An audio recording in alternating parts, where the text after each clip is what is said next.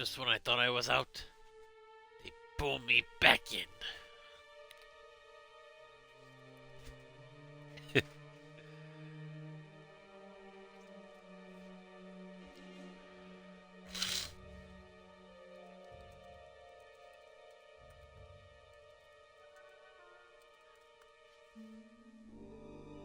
Alright, let me load up my thing.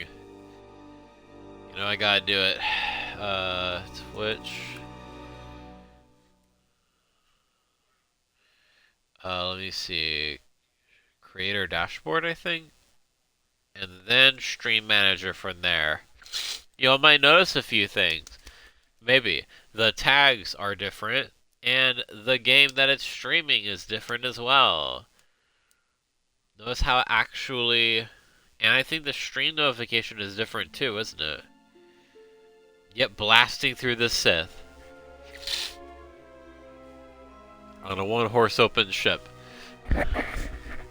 So, yeah. Welcome.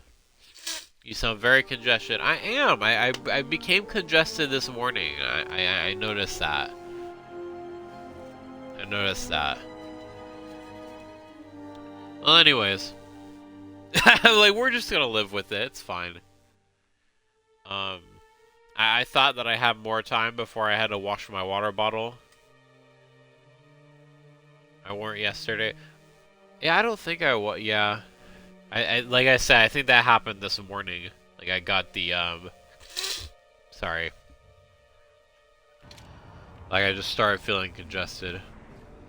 What was it? To recap on some things, y'all might notice there's a bar of blue next to Atten as well.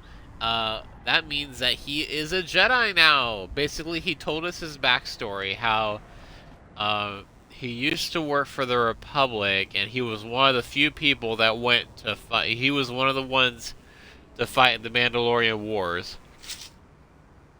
And then he fought with Revan because his experience, I think he was like from one of like the planets or something that was, I don't know what his specific experience was, but he went to fight the Mandalorians. And like a lot of people, he was frustrated with the Jedi for not joining them, and only a few Jedi did, so when those Jedi joined the Sith, turned on the Republic, he did the same thing. He was working as an assassin for them. He wasn't using the Force, not yet, but he was really good at putting up various emotional walls and whatnot that would prevent people from reading his mind and from sensing that he was there. So he specialized in hunting and killing Jedi. Well, hunting them and sometimes capturing them, but usually killing them. But then one day, one of the Jedi that he killed, or was about to kill, showed him the Force. Or, like, showed him that he had the potential to use the Force, and that if the Sith ever found out, they would turn him into an instrument of the dark side, and that he'd never be able to recover from it. So then, after that encounter, he eventually just couldn't stop feeling everything that he was feeling, so he left. And now, he finally told us his backstory. He finally trusted us enough to tell us. And, you know, we basically, or I forgave him and turned him into a Jedi Sentinel. So you can train certain characters who are able to be Force users into, I mean, I say Jedi. He's not technically, he's a Force user, and I'm not teaching him the way of the Jedi. That's just what class he is. So forgive me, there's a distinction there.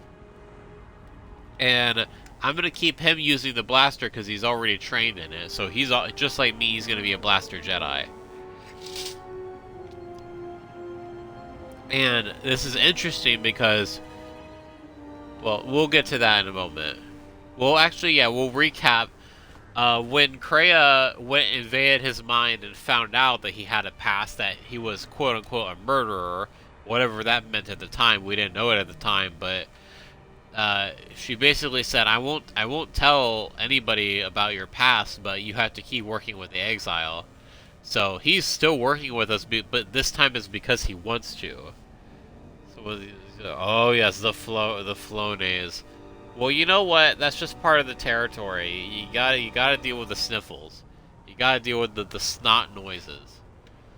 And the somewhat anti-nasally the speaking that accompanies occasional congestion.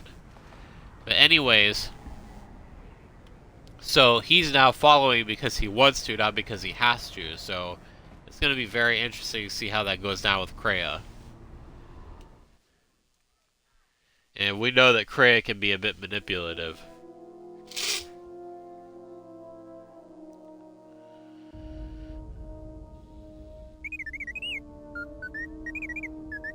Well, check it again. It can't be anything else.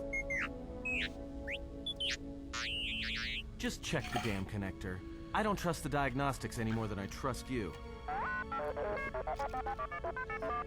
Because I don't like droids. They break. In the head. Well, whatever you call that thing on your head.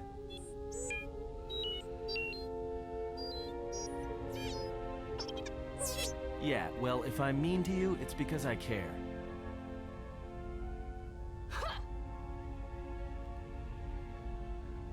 Don't you ever give it a rest? Fine, don't mind me. I just need to get some stuff from the cargo hold. You know the first tier of styles, but you're holding back because I am unarmed. Tell me where you were trained. What can I say? I'm a quick study. You lie. Few know the Echani styles by reflex. Oh yeah? Guess you saw a lot of the world while you were freezing your cargo hold off in the Ice Academy. Didn't you, sister? Changing the subject. I'm carrying a blaster. Oh yeah, one other thing. Don't think I haven't noticed the way you've been sparring with our ex-Jedi friend. This isn't some pleasure yacht. So if I did know all the Echani movements, I might know more than just the first tier, including the etiquette rituals. So keep your hands where I can see them. Oh. Shut up. Oh. So yeah, I mean, we know where he got the Echani techniques from now, but she doesn't necessarily know.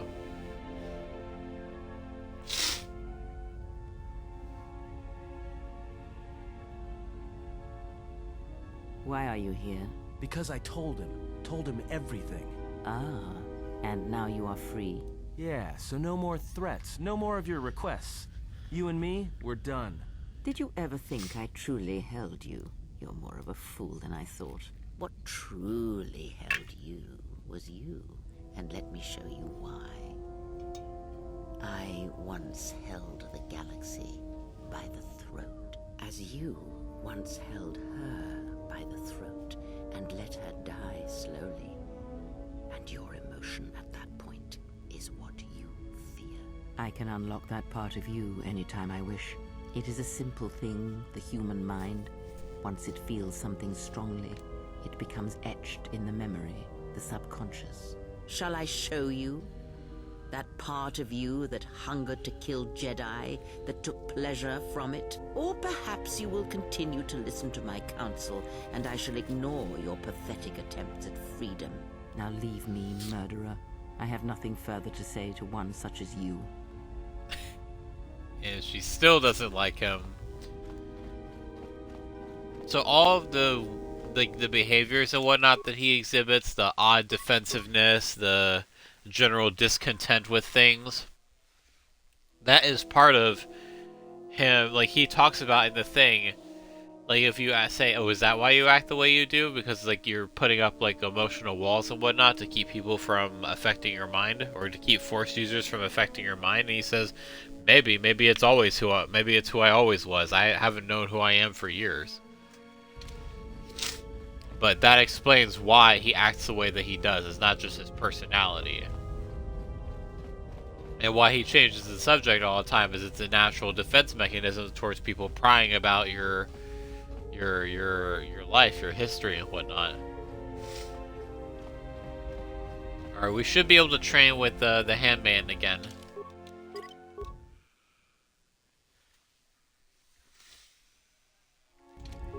Yes? Can you teach me some more fighting moves? Very well. I think you are ready for the next tier of instruction. For this, we will keep the etiquette of the last duel, but we shall add any melee weapon you choose to the ritual, with the exception of the Jedi weapon, the saber. Vibroblade, Bothan stun stick, force pike, whatever you wish. But no items, no force techniques. Alright, any melee weapon, but no lightsaber, no items, and no force powers. Got it. Then let us begin. And again, do not hold back. I will not. Alright, should we... We got 6 to 21, and we have dueling. Should we use a sword instead? Probably not, and I hope we win this duel.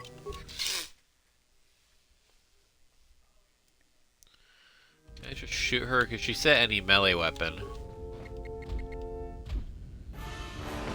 Okay! Thankfully we got some good dexterity. We just have to watch out in case she uses the higher forms. I think she's got a move that can knock you flat on your ass. Come on. Please. Come on. You can do it. Yes! You fought well indeed. You have caught the principles of the style by watching and anticipating my movements.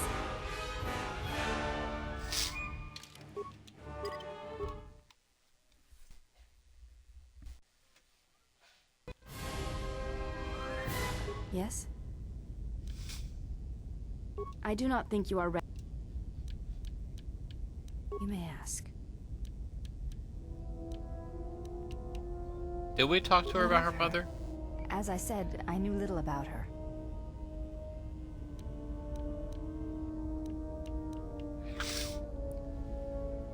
Did you know that she was a Jedi Knight? This is already known to me. Why are you telling me this? It means you may be able to feel the Force as well. I do not know enough of you yet to speak of such things. I do not know your stance, your heart. Perhaps if we were to train together in battle, my thoughts on this would be clearer. But not now. So we gotta do one more fight with her.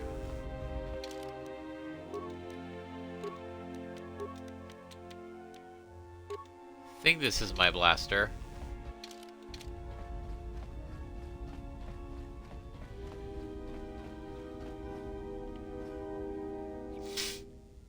Let's talk to... Let's repair the damaged HK unit. Our old buddy HK-47. Or Revan's old buddy. Low hum within the droid and the sound of circuits sparking, restoring power through the droid's systems. Diagnostic. HK-47 activated. Running checks through primary systems. Assessment. It appears I have suffered considerable damage and dismemberment. I can feel all the cracks in my motivators. And my central control cluster seems to have taken several repeated blaster shots at close range. How crude. I have a small gripe with how many bleeps and bloops the droid does in relation to how long the response should sound like. Oh yeah, for real. Like, sometimes it's like, oh, okay. Like, it's kind of like with the frickin', with the aliens who don't speak, basic. How it's like a pre-canned, singularly voice-acted response. I get that some of the languages, like mostly Huttese, I think, wouldn't necessarily be fleshed out enough to be able to repeat each one, but that'd be pretty cool. Okay, I got it. Bleepity bloop bloop. Or something like, you're being very mean to me. Being like 5,000 bloops. Any idea what happened to you? Answer. It seems you would know more than I. My memory centers are experiencing some setbacks. Reflection. Of course, for some reason, that does not alarm me. I suspect I have suffered such repeated memory failures before. Still, the loss of my higher combat and assassination protocols is shameful and degrading. Are you okay? Answer. If by okay, you mean the loss of almost all my existing assassination protocols, then no, I am not okay. Furthermore, I seem to have no discretionary control over my vocabulator, causing me to reveal my true function as an assassin droid of unrivaled sophistication. Why were you in our storage hold? Answer. I do not know, Master. It is curious that I was here, although this place does seem familiar. Oh? Extrapolation. Perhaps someone was already in the process of rebuilding me. It may be I was needed for some task. You look a lot like a series of droids that have attacked me. Answer. Oh, that is impossible, Master. If I were out to kill you, we would not be speaking. And regardless, I am a unique model. Why, to think that there would be other versions of me would be unacceptable. Well, there's at least 4 other now defunct versions of you in the galaxy. Statement. Master, I must inform you that your attempts at humor are wasted on a droid such as I. As I have expressed, I am unique.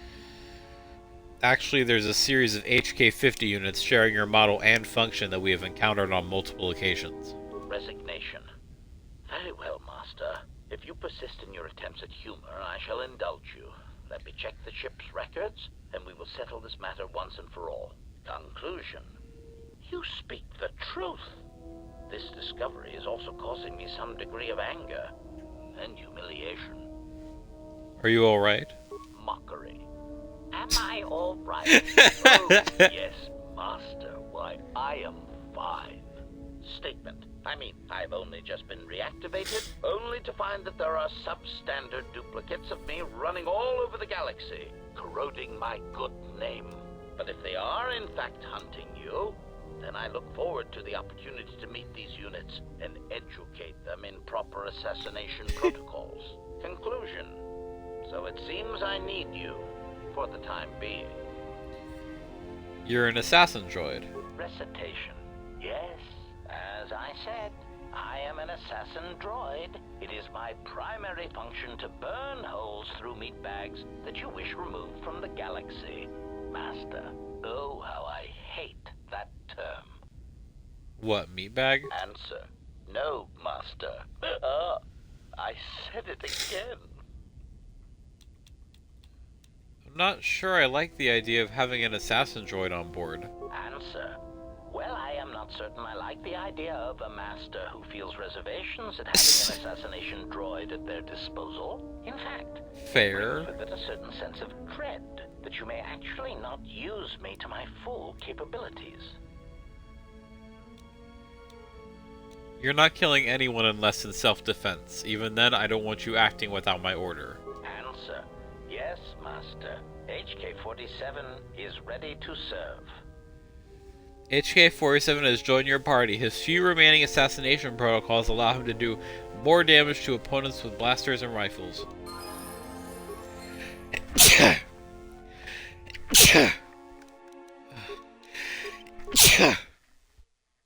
There we go. Oh, I can currently breathe through my nostrils.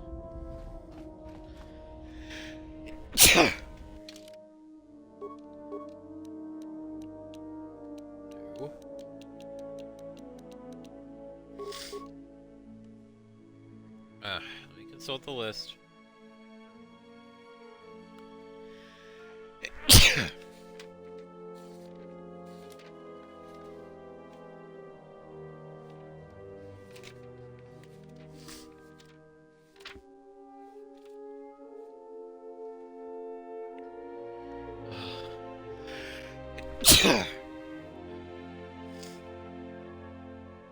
Level 17, okay.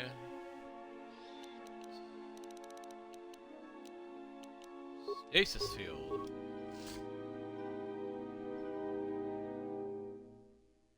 Okay, that's it.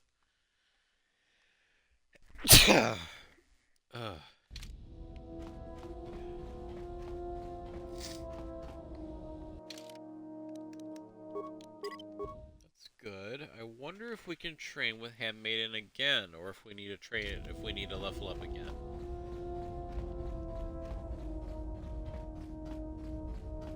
Yes?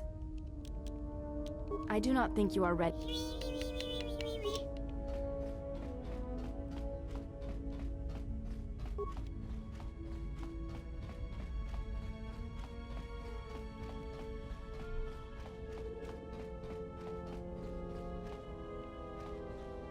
Statement. Master, if you could indulge me for a moment, I That must mocking express tone. some degree of irritation the- at your actions. Perhaps my anticipation I of can't working take credit for together that. with I think I Malachor found that 5 from was too Wembu. high.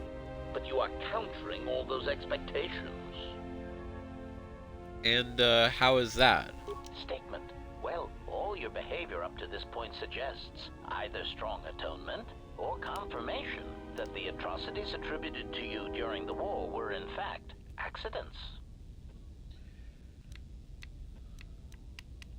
I'm not proud of what I did during the wars, and I do not wish to discuss it. Statement. I suspected as much, Master. There are few who would discuss such things with an assassination droid, and that is perfectly understandable. I mean, what use is there for communication in a galaxy such as ours? Understanding might be achieved, or sympathies might be gained by such callous acts. You are right to remain silent about your past. I have seen the damage that repressing such things brings, and it is far preferable to share such traumas. Why did you ask me about the Mandalorian Wars? Answer. Why? Because your actions then and now are related, and I feel I need some context. I confess to being somewhat needy that way. What do you mean? Statement. Sometimes, Master, it is difficult for meatbags to step back and gain some perspective on death and its importance in their insignificant lives. Explanation. You see, Master, assassination is such a versatile tool. I have seen the removal of a single target have far-reaching consequences for a nation, world, even a galaxy. The repercussions of even the smallest lives, whether dead or alive, can have profound implications on history. But surely you realize this. That's a very human perspective. Statement. Master, please, any comparisons between me and your meatbag status leaves a fluctuating, intermittent charge through my control clusters. I was only trying to bring death and its impact to your attention. How is that? Statement. Why your own life, Master? Your single life changed the face of the galaxy, of history itself. Malachor 5 was an impressive act of destruction, but its impact on the lives of others in the galaxy was far more extreme. I mean, Master, you brought about the death of the Mandalorian race. I doubt they realize it yet, but you dealt them a blow from which they will never recover. I had some other questions. Statement. Ah, you wish to conduct an interrogation? Very well, proceed. Interrogation? Statement? Oh, yes, Master. Pain is really the only reliable means by which truth may be obtained. Or so I choose to believe. It's not an interrogation, I just want to ask you some questions. Statement. Very well, Master. But if you wish to be brutal and vicious about it, know that I am trained for such things. Do your worst. Enough with the interrogation already. When I ask you questions, I mean I will ask questions without torturing you. Statement. Master, I am no behavior droid, but it is obvious to me that you have serious ethical problems that will need to be treated at some point. Very well. Ask your questions. If you feel the need to make it an interrogation, however, do not restrain yourself. I would be saddened if you held back. This, is definitely a little bit masochistic. I wanted to ask you about other HK units. Statement. Ah, yes. Them. Very well. What did you wish to know? Do you know where these clones are being created? Answer. Master, I do not know. The location of the factory churning out these copies eludes me. And I do not know where they would have obtained schematics of my design. They are built from my template. Of that I know for certain. How do you know that? Answer. Because of my self-preservation program. My behavior core recognizes these templates as still being me, despite their individuality. I could no more shoot them than I could shoot myself. It is a frustrating situation that has been looping through my behavior core for some time. I need to know more about these clones of yours. Statement. Why do you need me? Statement. Master, there are two reasons for this. One, the probability of them showing up around you is statistically high. If I travel with you, then my chances of encountering these clones is also high. The second reason is a little more complicated. You see, even though those clones are obviously cheap, artless imitations of me, well, they are still me. What are you talking about? Answer. Somehow these droids are built from my schematics. This causes certain complications. That doesn't explain why you need me. Answer. Because of my self-preservation, I Oh. could no more. Okay. Statement. Do you know why they're hunting me? Answer. Well, Master, it seems you have become a popular individual in the galaxy. This is somewhat surprising to me, since this dissemination of information could not have been caused by your actions alone. What do you mean? Statement. Master, there is mention of you specifically in the KoTOR databases, even in public terminals on Coruscant. Observation. I was led to believe that this information concerning Jedi was not for public consumption, yet somehow it has been made known to them. Why would someone do that? Conclusion. Someone wants everyone to know that you exist, Master, and that you are back in Republic space. If I did not know better, which is computationally impossible, I believe that someone wants to make you a target, and they are succeeding admirably. Who? Answer. Master, my feeling would be the exchange. But that doesn't seem to be enough to answer the question, however. Rhetorical. Why wouldn't they have simply kept the information to themselves? Such an answer does not address the central question. And that is, why someone would choose to broadcast your location all over the known galaxy. Theory. My suspicion is that someone is using you as bait for a larger target, who is unknown at this time. Statement. Why are they masquerading as protocol droids? Answer.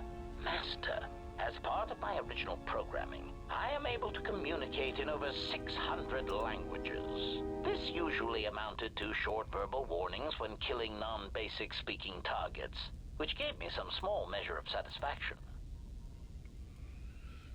So a good portion of your programming was adapted from protocol subroutines. Answer. Yes. I believe my original master needed this functionality in order to recover information from various indigenous tribes across the galaxy, but I know little else than that.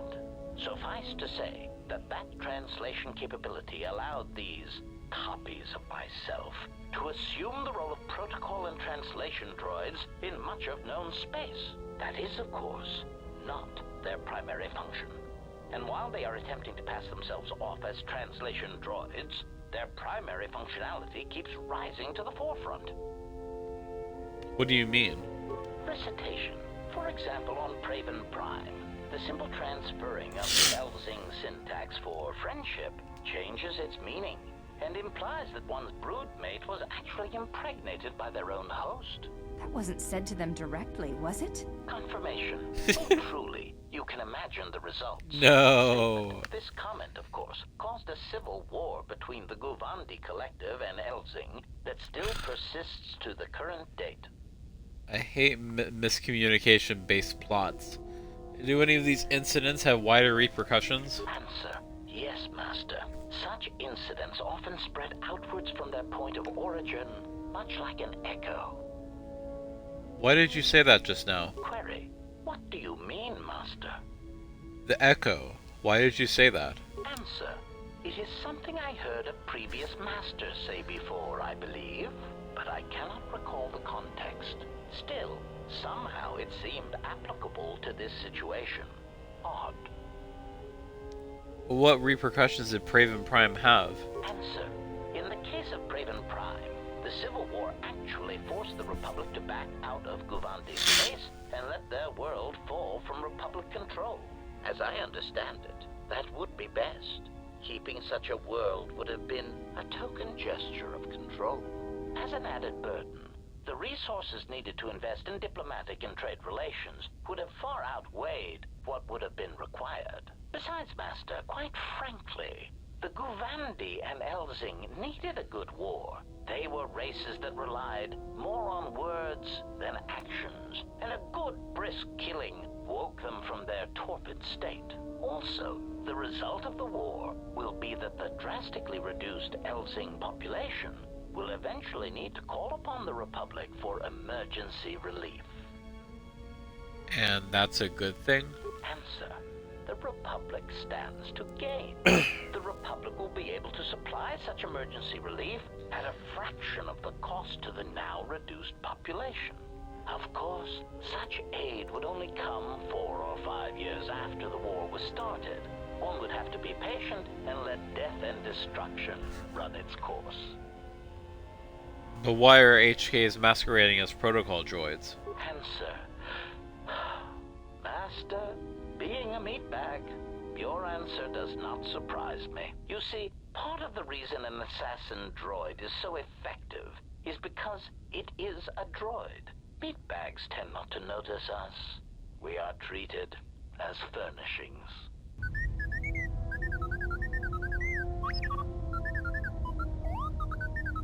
Statement. Oh, do shut up, you beeping little trash compactor. Why does everybody hate Anyway, T3? As I was saying, droids tend to blend into the background, like a bench or a card table. Mockery.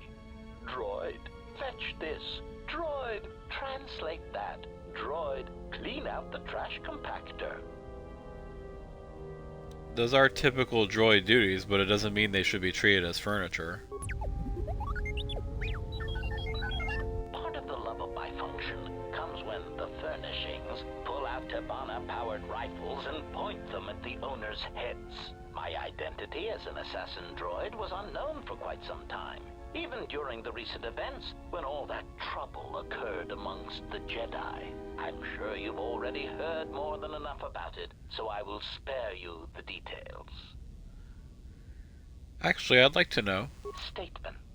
This story may be somewhat unfamiliar to you, if not to history, so bear with me. There is a faction of meatbags called the Sith. They want what any rational meatbag would want: the power to assassinate anyone they choose at any time. In a startling turn of events, the Sith declared war on the Republic. The Republic wasn't going to stand for it, so they went to war right back. Why did the Sith go to war with the Republic? Answer. Oh, who knows, Master? It is evident that the Sith would very much like to assassinate all the Jedi, which is somewhat the equivalent of cultural suicide, since some Sith are Jedi or were Jedi. It is much like the circumstance I find myself in now. How do I was you gonna kill say- such an integral part of yourself over such ethical differences? The answer, of course, is that you keep firing until all dissension has been eradicated. And it seems like that's never going to happen, because we know for at least the 4,000 following years, the Sith and the Jedi are going to continue duking it out. And back to the droids. How do these HK units corrupt their protocol programming? Recitation. For Oh, example, okay, never Was it mind. said to confirmation. Oh, statement. Statement. Why did they start revealing themselves now? Answer. I do not know why these clones chose now to start revealing themselves. Theory. I can only assume that some critical moment is approaching where stealth and subtlety is no longer required. Not that those Durasteel-plated knockoffs know anything of stealth or subtlety. Observation. It is clear, however, that they have been placed throughout the galaxy at critical junctures, both in the Republic fleet and in neutral worlds, and they seem to be looking for Jedi. Statement. You sound pretty disgusted by these duplicates. Answer. My feelings on the matter are something that I feel I must put in proper context, in a way that even a meatbag such as yourself could easily comprehend. Theory. Imagine, if you will, that you are unique, the pinnacle of an exiled, cast-out Jedi who can't even use the Force. Imagine that no one has sunk lower than you, that you are truly the most miserable example of a Jedi ever. Is this going somewhere? Continuation. that you have that image, imagine this. Someone clones you. Badly, I might add. They make the clones talk differently, rob you of any shred of personality, and take your Jedi code and adjust it, so that it is not really the Jedi code anymore. They even change your pigmentation to a rather poor shade of Durasteel, rather than the proper rusty red that inspires fear in Targets. And of course, they refer to meat bags as organics. Unacceptable. I don't know. I'm trying to think. That particular shade of Durasteel just kind of reminds me. Wait, not Durasteel. The particular shade of rusty red just kind of reminds me of construction equipment. I feel like the Durasteel black is somewhat more intimidating than that. Okay, so that explains your anger. Clarification. Anger would be an understatement for the heat that builds up in my behavior core when these cheap imitations make their presence felt throughout the galaxy. Statement. Part of the indignity of all these copies is that they impair my ability to perform my function. The more people throughout the galaxy recognize me as an illegal assassination device, the more difficulty I will have in carrying out my mission. Statement. How did you get scattered all over the galaxy? Theory. Well, Master, I believe I was shot repeatedly. Once reduced to my component parts, I suspect pieces of me were sold across the galaxy. Statement. I am an extremely valuable piece of equipment after all, Master. My parts were no doubt costly to obtain, and their new owners hesitant to part with them. It was something of a pain, yes. I would be most distressed if you were to shoot me, attack me, or dismember me in any way. I do not wish to repeat the experience. Statement. Who is your previous master? Answer. Master, ironically enough, I seem to have developed a sudden bout of memory loss. I shall struggle to recall an answer to your question, but for now, it is sadly beyond my capabilities. Consolation. Besides, you are a fine master. Do not be worried about being rendered insignificant if I were to inadvertently compare to some silly old master I once possessed. Right. Statement. We're probably not going to be getting enough influence with him to answer that question. Do you know anything about the Sith hunting us? Answer. No, Master, I do not. I am afraid I have been out of touch with the Sith for many years. This new Sith threat fights differently than the ones I was familiar with. These seem to favor stealth and assassination to achieve their ends. Any idea where they might be striking from? Answer. No, Master. The Sith had many hidden bases and strongholds before and during the Jedi Civil War, and I doubt the Republic found them all.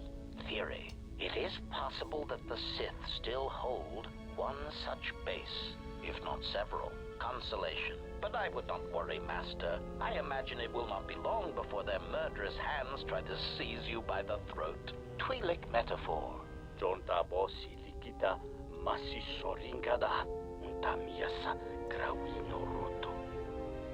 Yeah, well, crack beetles are a lot smaller than our enemies. Query. Master, excuse me. One thing I have noticed as we travel the galaxy, you seem to possess the ability to understand a variety of alien languages. Forgive me, but that does not seem in keeping with my assessment of your talents. I picked up a sonic imprint sensor on Paragus. It doubles as a translator. Query. May I see it? Why? Answer. Because it seems to know all the languages I do, and I am feeling degrees of familiarity and inferiority both at once. Here you go. Observation. This is indeed familiar. Indeed, it seems to be modeled after my vocabulator, with some modifications, of course. Curious. You say you obtained this device on Paragus. Yes, shortly before the planet was destroyed. Observation. Master, I do believe this device serves multiple functions, including tracking your position for any HK units in the vicinity. What should we do with it? Can you use it to track them? Confirmation. Yes, Master, I believe so. Statement. I suspect when the time is right, This device can be used to pinpoint the location of the HK factory. And we can deal with them once and for all. So we just wait? Answer. Master, the nature of the signal from the sonic imprint sensor is such that we must wait until it is signaled. It does not please me any more than it does you, but one of the primary traits of an assassin or assassin droid is patience. Statement. Yeah, we're actually not going to be doing that. I think that's cut content.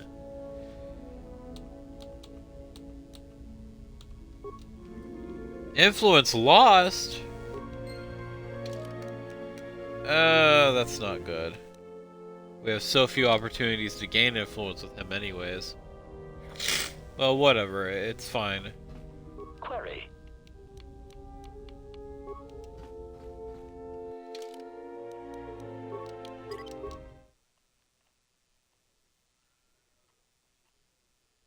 Probably what I said. I'm not proud of what I did during the Mandalorian Wars.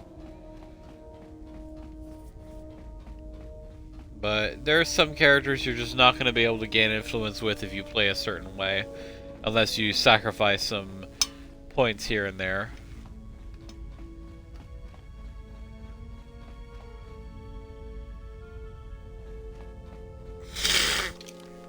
Let me look something up real quick.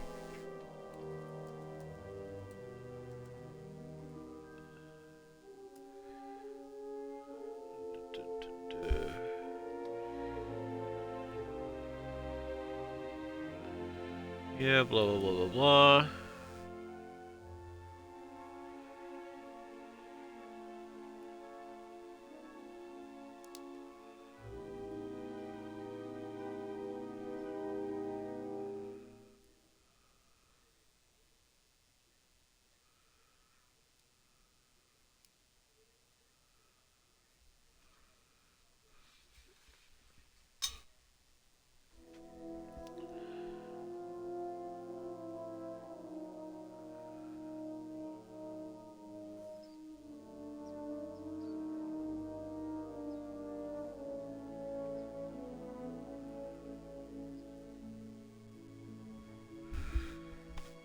Huh.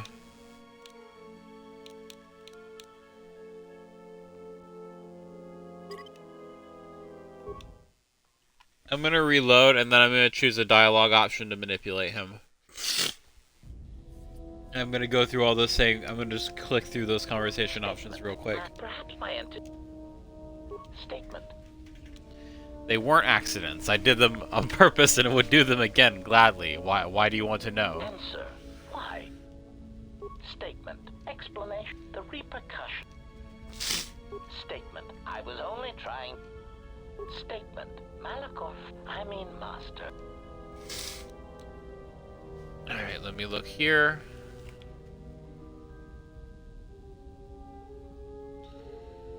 Da-da-da-da-da.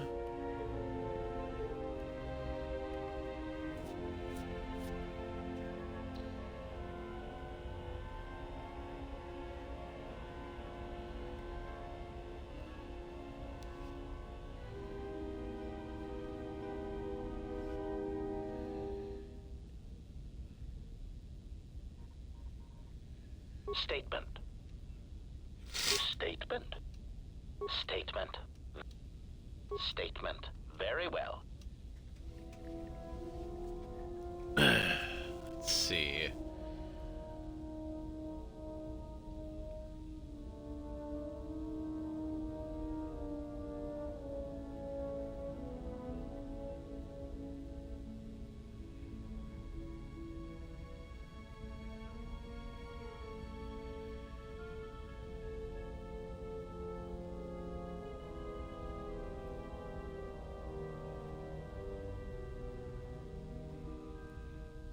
Da-da-da.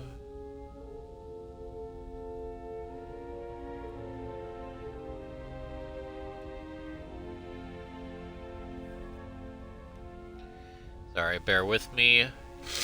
Trying to look up any points in conversation where I would need to pick certain options to gain influence with him. Can I say I'm a people pleaser?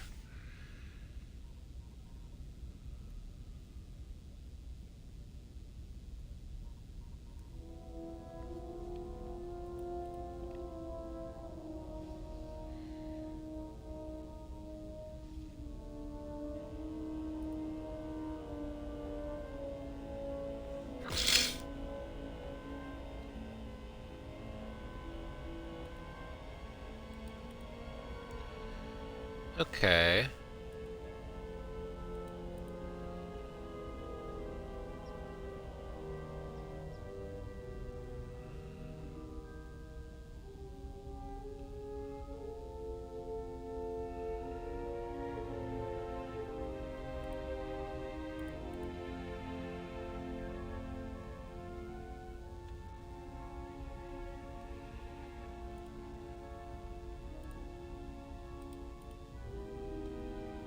Okay.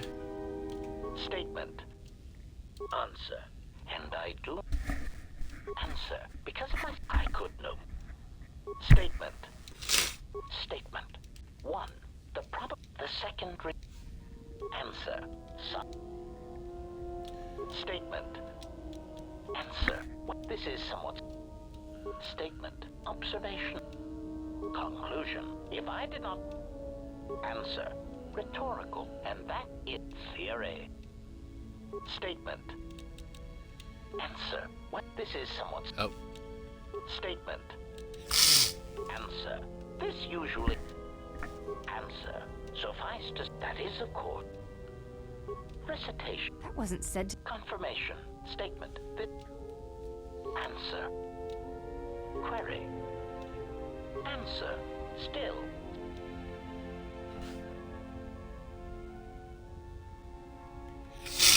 Answer. As I understand, has an added verb besides mass. Also. Answer. Of course. Answer. You see, statement. Anyway. Mockery. Part of the love of my identity. I'm sure you... Statement. There is a faction in a startling... Answer. It is not like the answer of... Statement. Answer. Theory. Observation. Statement. Answer. Theory. Imagine. Continuation. They make the clones. They even change. And of course. Clarification. Statement. The more people... Statement. Statement.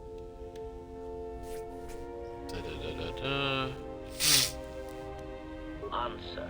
My consolation. Statement. Answer. What? Statement. Answer. This new sin. Answer. No theory. Consolation. Twi'lek metaphor. Query. Forgive me. Query. Answer. Observation. Indeed. Observation. Confirmation. Statement. Answer. It does not please. Statement.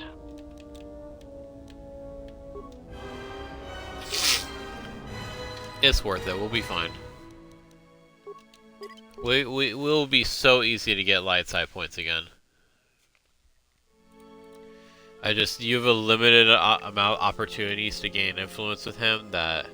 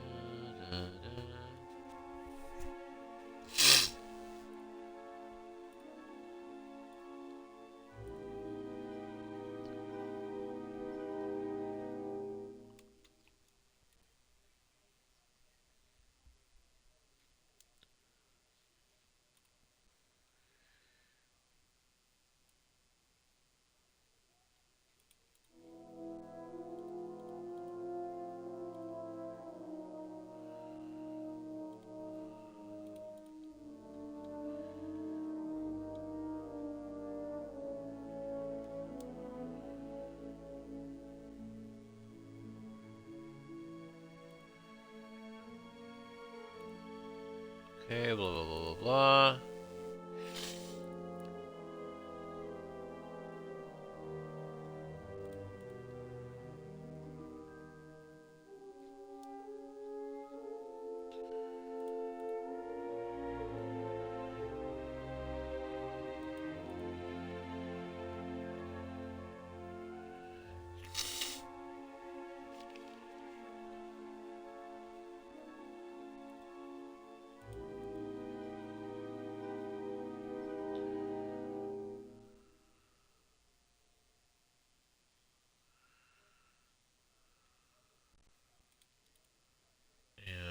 And,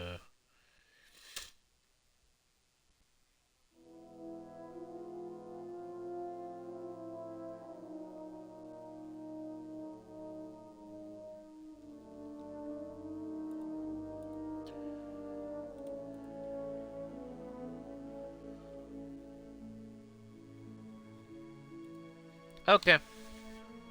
Yeah, I think that's about all the influence we're gonna have with him. Let's see, here's Goto as well. We can gain some influence with him too in exchange for some dark side points. So we got 2 evil droids on board. Neat. This is a very conversation-heavy stream. Might not even get to Onderon yet. I mean, we'll be going there when we're done, but... Yes. Is there something you have come to offer me?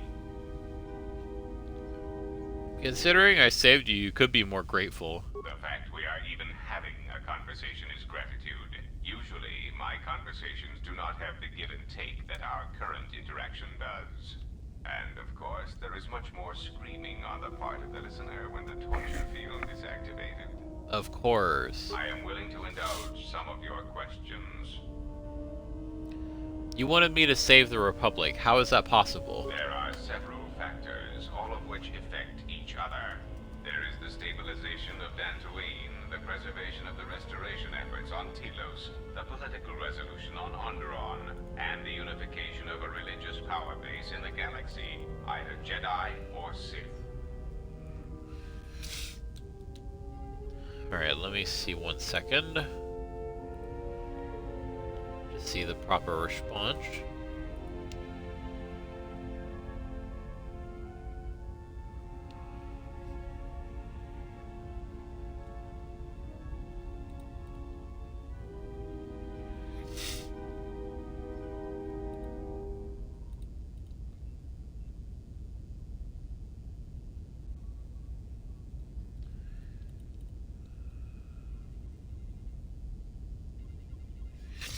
Is there anything you can do to help those systems and their people, either with information or resources? The destruction of my yacht and of all my activities on Nar Shaddaa carry a cost that would take you several lifetimes to pay back. But perhaps the offer of credits will spur you to act quicker, more decisively. I am not unsympathetic to such greed. For every system you stabilize, I will reward you for your efforts. Alright, so we could, you know, say the typical light side response, but that will lose influence with him, so we'll choose the minimum dark side response and say if you have the credits, and that is all I needed to hear. See that you do not disappoint me. And that gains influence with him. So, what needs to be stabilized? There is the stabilization of Dantooine, the preservation of the restoration efforts on Telos. Tell me about Dantooine. Dantooine is a vital resupply point for the Republic. If its stability is compromised, then the Republic will lose control over many outlying worlds, and they will become a haven for raiders and smugglers. The economic loss from such outer worlds is greater than the Republic is aware of. If the matter is not corrected, then it shall fall. What's the situation on Onderon? Onderon is an outer rim world, rich in ecological resources. Its aggressive ecology is capable of bringing devastated worlds back to life. It is currently experiencing a political schism split between two forces. One must triumph for the planet to be stabilized. What about the restoration efforts on Telos? Telos is instrumental to the stability of the Republic. Its success or failure will dictate the economic forecasts of many other worlds. Paragus facility, the odds of the Telos restoration project being successfully completed is close to 0. I'm getting tired of being blamed for Paragus. Then stop causing events of planetary destruction. You are a walking catastrophe, and you are not making saving the Republic any easier. Am I a walking catastrophe, or like literally am I a walking catastrophe, or am I the Republic's last hope? Like, can you pick one, please? Of course it was. If you had not gone there, the facility would not have been destroyed. Me, me, me, me, If you me, had me. simply surrendered to the Sith, then all of that violence would have been unnecessary. Oh, sure. Yeah, absolutely. That wasn't an option either. I hope you do not decide that the next thing that must be destroyed to stop the Sith is the galaxy itself. No, Perhaps maybe one you. must ask themselves at what point defending your religious ideals is advantageous to the Republic as a whole. As long as your defense does not exterminate more than 50% of those you intend to help, is that acceptable? This dumb motherfucker.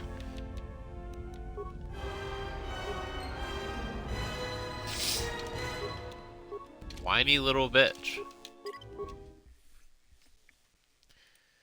I'm so tired of these people thinking that this is the exchange boss we're talking about. Someone who has caused so much harm to so many people. And he's over here getting mad at me for doing blah blah blah blah blah. For literally what people do around me to try to kill me. If I had surrendered, then they would kill me, and they would believe themselves victorious, and they would come out and enslave the entire Republic. Enslave the entire galaxy. And the Republic wouldn't be very fucking safe after that, would it? Oh, but at least it would be stable. Dumbass. Dipshit. Dumbass. Fuckwit. Shuttlecock. Okay, what do we gotta do to get some more light side points around here? Let's see. Oh yeah, we gotta talk to Mira. We haven't spoken to Mira in a hot minute.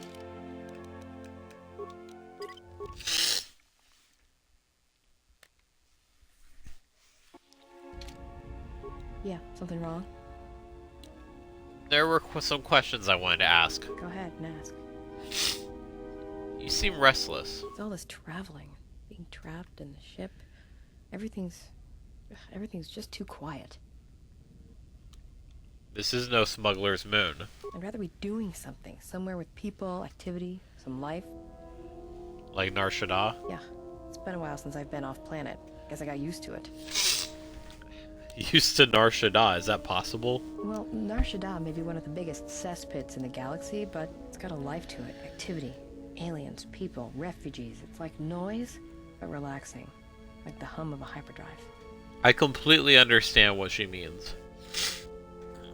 Kreia showed me how to listen to Nar Shaddaa once, how all life there is connected, is bound to each other. Yeah, well, I wouldn't go that far.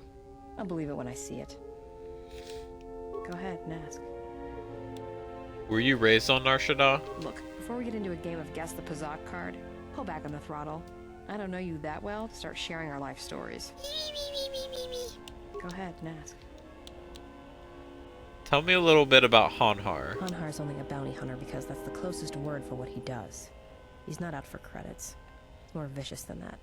And it runs a lot deeper. So he's just it's like a he's out to make hunter. the whole galaxy suffer. Every living thing in it. He wants to break them, ruin them. And when they can't suffer anymore, he wants them dead. What happened between you and Hanhar? I didn't kill him once. Biggest mistake ever. What do you mean? That's a long story. I don't want to get into it. Maybe some other time. Go ahead and ask. Why don't you kill your targets? I've killed people before, but not if I don't have to. But you don't seem to hold back when you're with me. I know. It's different. I don't know why. Are you okay? I don't know. I haven't killed anyone for a long time. But when I'm around you, suddenly it's like I've always been doing it. It's like a reflex. I don't like it. And I don't know when or why it became so easy. Go ahead and ask. Talk. About what? I just wanted to get to know you a little better is all. Why, you trying to be my father? No thanks. Already had one. Somewhere. Go ahead and ask. I've killed people before. I don't know what maybe it's because like we're intuiting that her parents are from I don't know. Because all life is connected and Malachor proved it. You know what the loss of family means, even to your targets. Oh, do I? Is that it? How you could ever possibly hope to understand is beyond me. Jedi don't have family. I know what happened at Malachor 5, and I know Jedi didn't care about life there.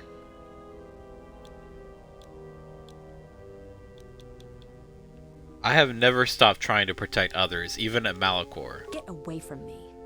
The next time you come and ask me a question, I swear I'll shoot you in the head and dump you out the airlock. You're welcome to try.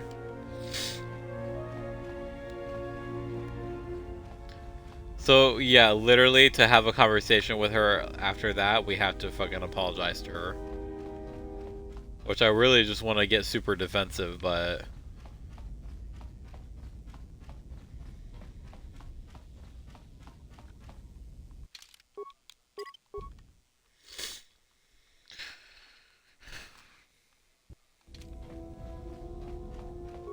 What do you want now? I wanted to apologize. Whatever, don't worry about it. It's just a sore subject with me. Still, I am sorry you lost your family at Malachor. Yeah, well, they're dead. That's how that story ends. But not everybody's story has to end with losing their family or their loved ones. And not all the bounty hunting I do is for criminals or killers. What do you mean? There's a lot of lost people out It's there. my favorite question. Scattered ever since the Mandalorian Wars. And sometimes, it's like you can almost hear them. Like an echo, calling out for each other. And maybe, just maybe by finding them, I can start putting the galaxy back together.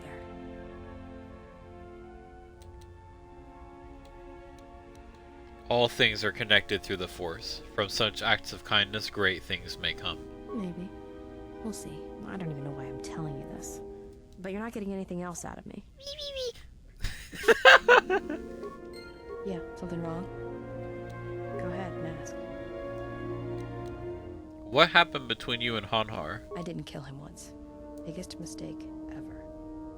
Do you really want to hear this? Yes, I'd like to know what happened. Well, Hanhar and me go way back, in the worst possible way. He's from some forest planet on the Outer Rim where Zerka had set up one of their slaving operations. Kashyyyk. Do you know the name of his homeworld? I don't remember the name. Something with too many K's and Y's.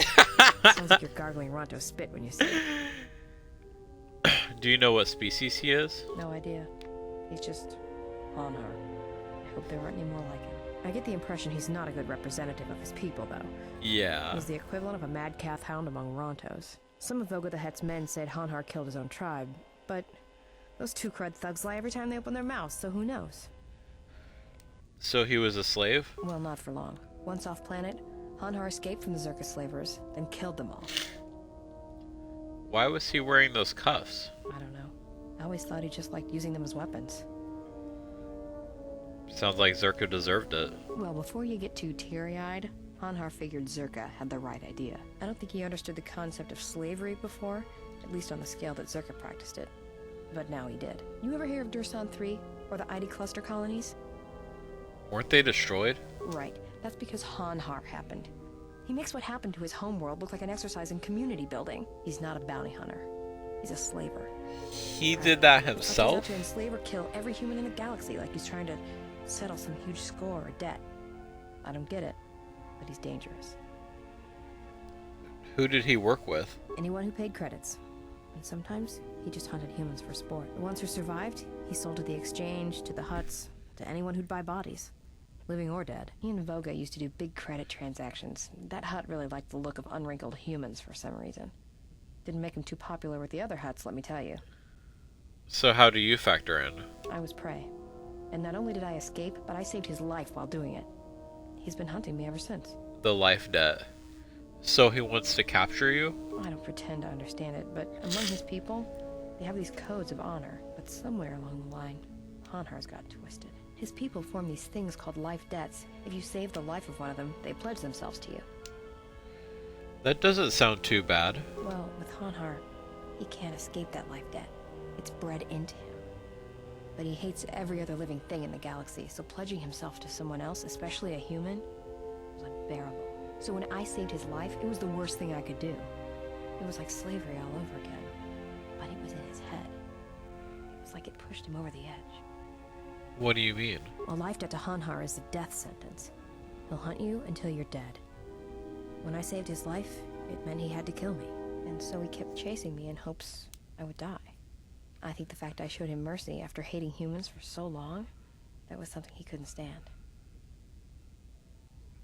What if someone else saved his life? Would he try to kill them? Probably.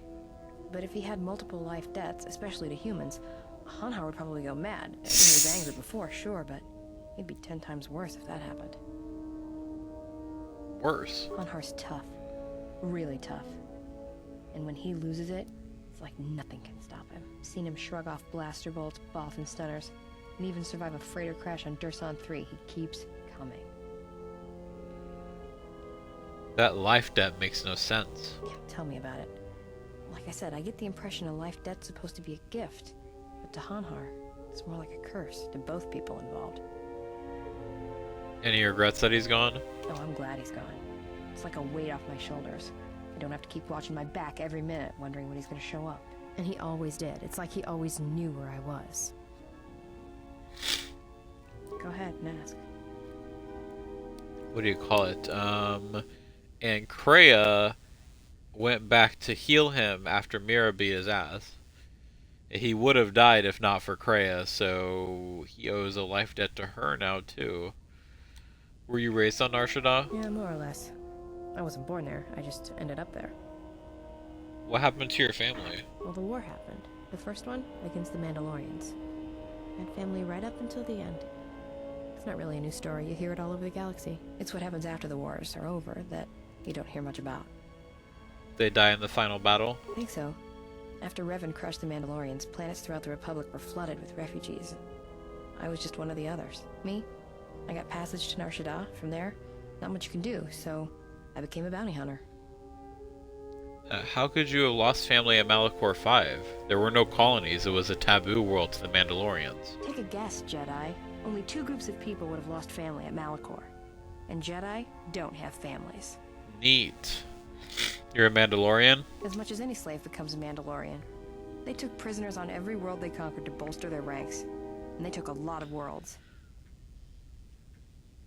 So what is your home world? I don't know, it didn't matter. I was too young to remember, really. Besides, Nar Shaddaa's kind of grown on me. It's as much my home as any place else. So you were a slave? When I was young, yeah. They mostly used me to carry ammo packs and munitions. Toward the end of the war, they needed everyone they could get. They taught me to fight, to hunt, to survive. I was part of their squad, even when I was young. Everyone served as part of the unit, and I felt like I had a place there. After Malachor, it really didn't Interesting. matter. Mandalorians lost. Bad. But you know that. You don't sound too happy about it. Should I be? Maybe I should ask you if you're happy about all the Jedi who died on Malachor 5. Maybe it felt like you lost family there, but I doubt it. And now you're just being an ass. They had to be stopped. Yeah, I know. I saw the worlds they left behind them during the war. That kind of stays with you, I haven't forgotten it. What happened at Malachor, they probably deserved it. Go ahead and ask. Jedi don't have families. I'm like, it shows exactly what you know, which is nothing. Sorry. Like, Jedi care about one another at the very least, even if they're not supposed to.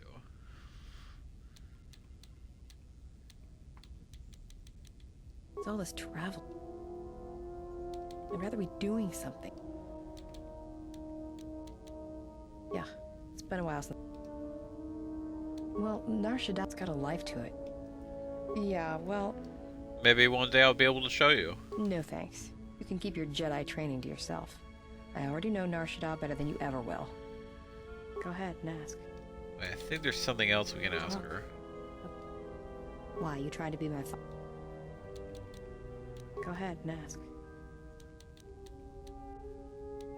I've killed people before. I know. I don't know. I don't like it. Go ahead and ask. Yeah, something wrong? Go ahead and ask. I didn't kill him once. Are you sure you want to hear? Go ahead and ask. That's odd. We're supposed to gain some other influence with her. Yeah, more or less. Well, the war Really? happened. It's what happens after the war. Okay.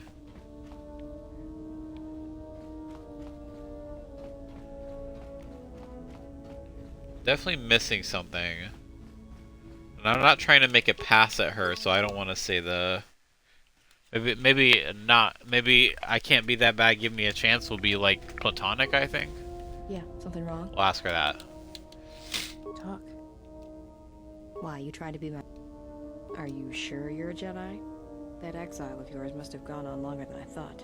Look, you're way too old for me. Even if I were interested... That's not what I'd I'm get married saying. anyway. I mean, you're really good in a fight, and you've got those intense eyes. And it's obvious you take care of your body, but I really don't have the luxury of getting attached to you. Besides, you already have your little entourage. I don't want to be a part of the pack, you know? The pack. What are you talking about? Look, if we start sharing a bunk, the other girls would get upset, and then I'd have to kick the hell out of them to show them who's the pack leader around here. No thanks. You're a sweet old guy. But let's keep it professional.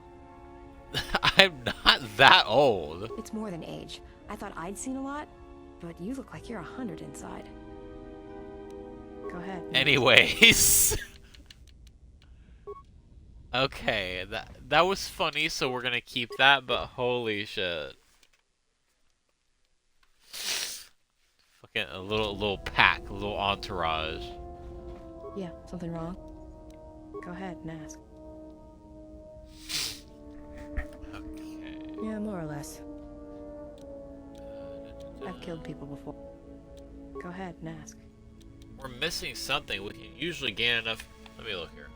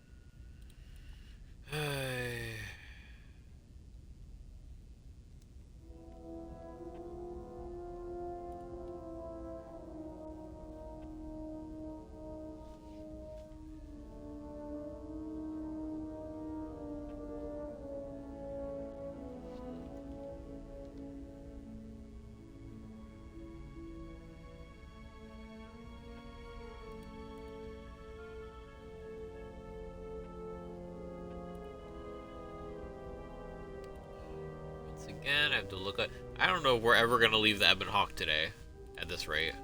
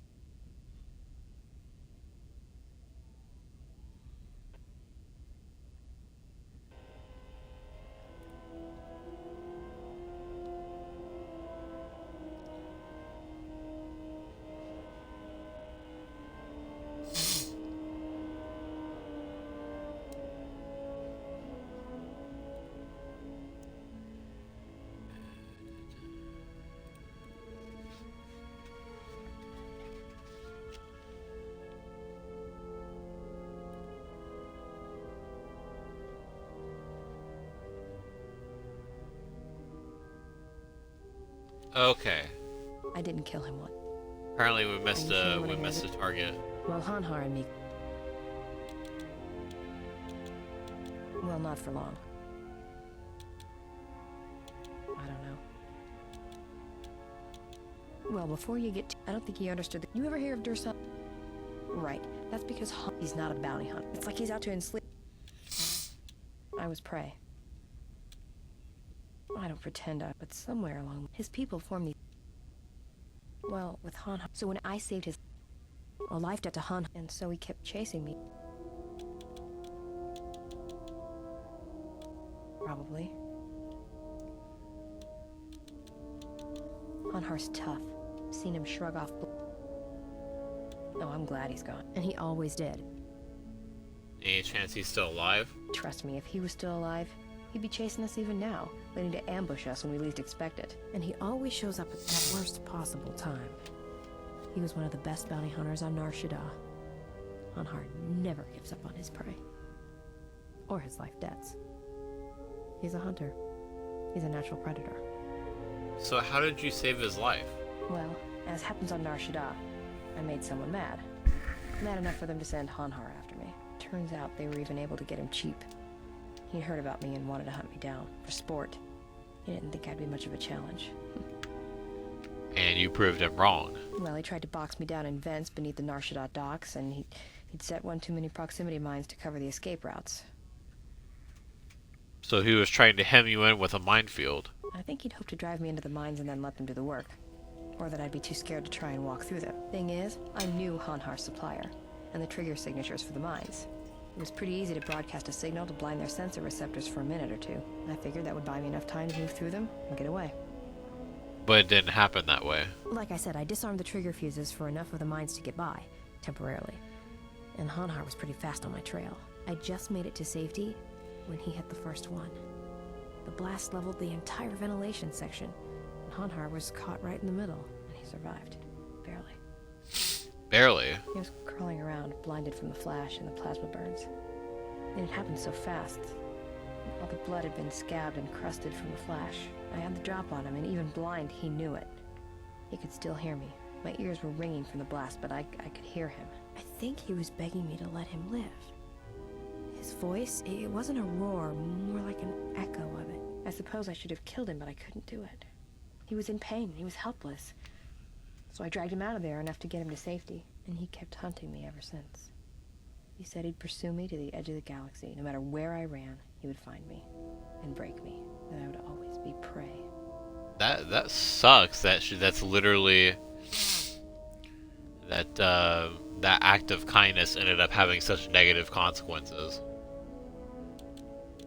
Sometimes it is stronger to spare a life than take it. Maybe. I've thought about that moment a lot. Wondered if I would do things differently if I had another chance. Alright, now we should have enough influence. Go ahead and ask. It's all this travel. I'd rather be doing. Yeah, it's better. Well, Nar Shaddaa's got a life to it. Yeah, well, maybe one day I'll let you. There we go. Come with me, and let me show you what Kreia showed me. Alright, but I doubt you're gonna show me anything I don't already know. And when you show me, don't act like a tourist. It attracts predators.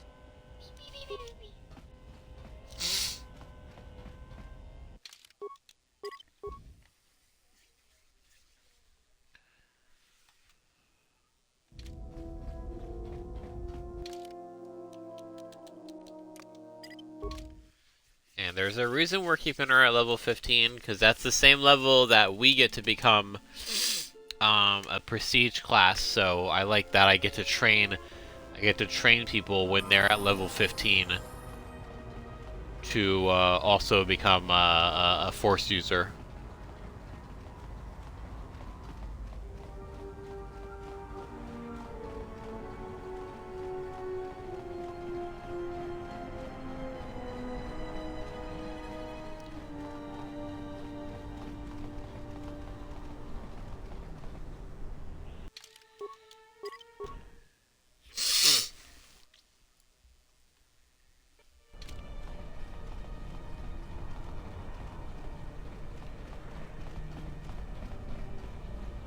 What's wrong? Why are you stopping?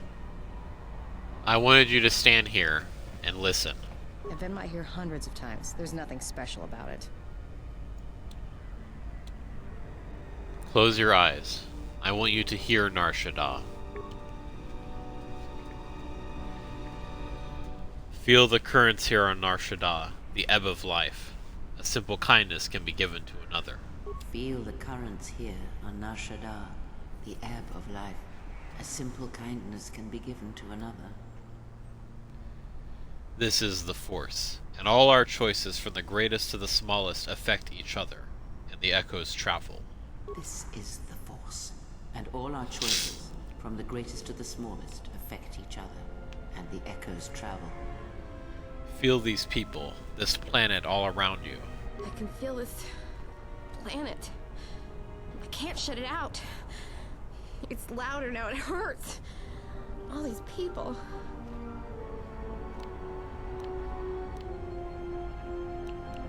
I can train you, Mira, to become something greater and to protect others. That's what I want. I'm sure of it more than anything. I want to become like you. I want to be strong. I don't want to be afraid or alone anymore. I want to keep running and looking and never feel like I'm finding what I'm looking for. I am tired of being hunted. When the galaxy takes something from me, I want the power to let go. And I want the power to heal the echo when it's gone. One can live their whole life with such echoes, Mira, but I can teach you to accept them. That sounds alright from where I'm standing. I felt that, though, when she said that. Mira has taken her first steps on the path of the Jedi Sentinel. She will grow in ability as she travels and learns from you. Good to go.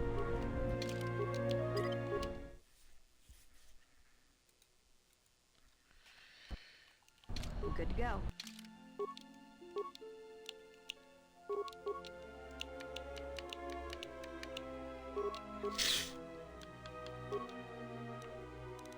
Alright, now what?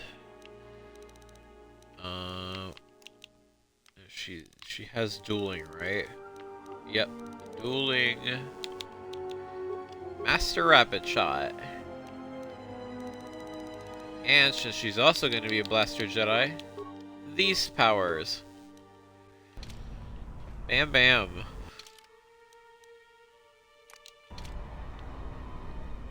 Look at this. My little duo of... We're the frickin' Blaster Jedi trio right here. Sith beware. HK units beware. Atris beware.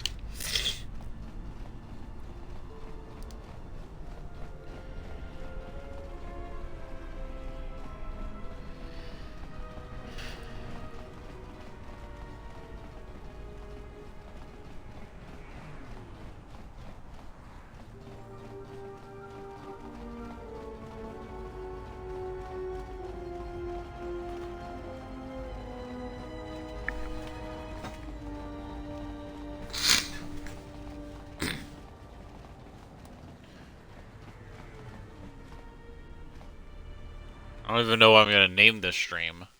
I can't name it the Onderon stream because we're barely gonna be getting there by that point. Ah, HK-47. I did not realize that you still existed, especially now that the other generations are activated. Query, what is it you wish, Fat One? I see that your recent reassembly has not affected your nor your active. Goodness. Statement. If I require a similar diagnostic in the future, I shall seek out the Iridonian. Oh, I do not think so. There is much work that needs to be done first.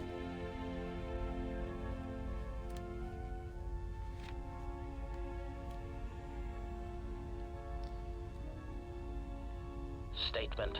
My memory core has suffered some damage. Statement. Yet somehow, a gap in my circuits makes me feel as if I should remember you. Statement. This is all the more important since during my routine inspection of all potential escape routes from this vessel, I made an interesting discovery. Observation. The navicomputer is voice-locked. As a consequence, you are now responsible for course corrections and astrogation. Statement. That is indeed a great burden. It also raises many questions. Query: why would someone lock the navicomputer? Answer: presumably to hide where one has been. Statement: I believe this ship has been somewhere. Somewhere you wish to keep hidden.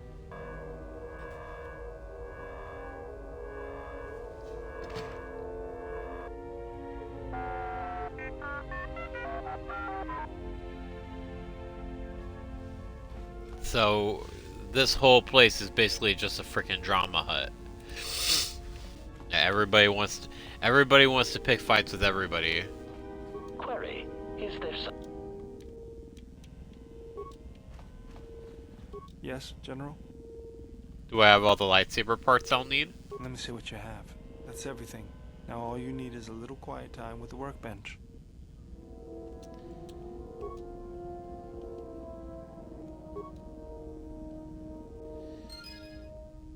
We have a lightsaber now, but we don't need it, so we'll probably let Kreia use it for now, especially since she's a consular and it's green.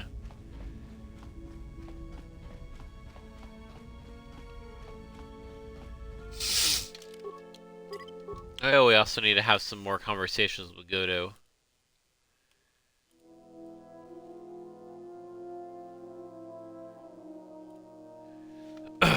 What have you brought me? I want to talk to you about your operations in Arshada. As anxious as I am to give away all my trade secrets, you will understand if I choose not to answer such questions. You may speak. Where is your base of operations? Now, that would be telling. For now, my presence must remain a secret, and it may remain that way forever. I am willing to indulge. What capabilities does your droid possess? It has been assigned to guard and protect you. As such, it is well suited for a variety of tasks. It is skilled in intimidation, interrogation, and can provide a series of select skills that will make it an effective killing machine. For the most part, it will follow your orders, unless they conflict with mine.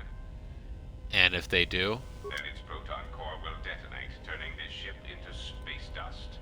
There is no negotiation in this. I will not allow you to interfere with my operations and plans. What skills does it have? This unit comes with a droid scrambler that you may use against mechanized opponents to randomize their defensive and offensive protocols. Use it, and it will cause droids to wage a civil war in their programming, and they will turn on their allies. Its power source is not limitless, but it is enough. In addition, this unit comes equipped with a portable cloaking generator. It will allow it to enter places undetected in reconnaissance mode. Those can all prove an asset. Good to have you standing with us. I mean, floating with us. How droll. What an amusing Jedi specimen you are. And that also gains some influence with him. I don't need to gain a whole lot. Pretty much everything can be gained conversationally. Yes, is there something you wish to do for me? I am willing to indulge some of your questions. I wanted to ask about Vaga. What about him? I am certain you would know more about his activities than I would. I warn you, once you deal with the Huts, they will always have a hold over you. But I am certain that in your short-sightedness, such eventualities do not bother you. You may speak.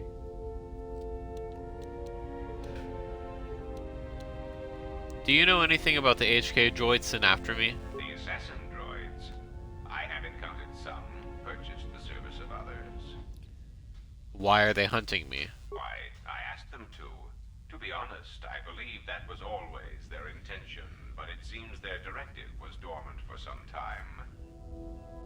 Do you know where they are coming from? If you mean produced, no, I do not.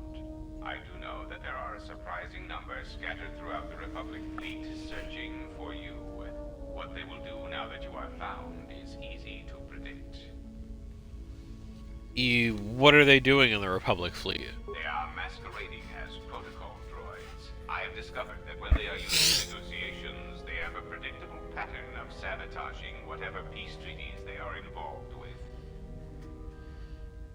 Why doesn't the Republic know? Because the Republic has no reason to investigate otherwise, and any discovery of their true purpose has been concealed by well-timed accidents. Why haven't you acted on this information? Because their behavior is predictable, of course. By monitoring their presence, I know which worlds will suffer civil wars, planetary conflicts, and Republic bombardment. Are they going to keep coming after me? Of course they are. They're droids with very specific protocols that, unless changed, will dictate their movements. Unless you shut them down at the source, they will be stalking you until you are captured or terminated. Why don't you ask their predecessor? That archaic, memory-impaired assassination droid will know more about his subsequent generations than I would. They are masquerading. I am willing to indulge. On the yacht, you mentioned Revan, but Revan sought to destroy the Republic. A common misconception not supported by facts. Revan did not intend to destroy the Republic.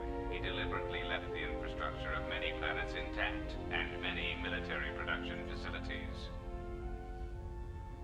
That's inconsistent with the fleet she had at her disposal. I believe that by whatever means she used to build her armada, she recognized that it was somehow a limited source, or that she was only willing to use it to a point. My prediction is that whatever production facility was being employed, it carried a price that Revan perceived as detrimental to the goals of the Sith. And that is why Revan left many military production facilities in the Republic intact.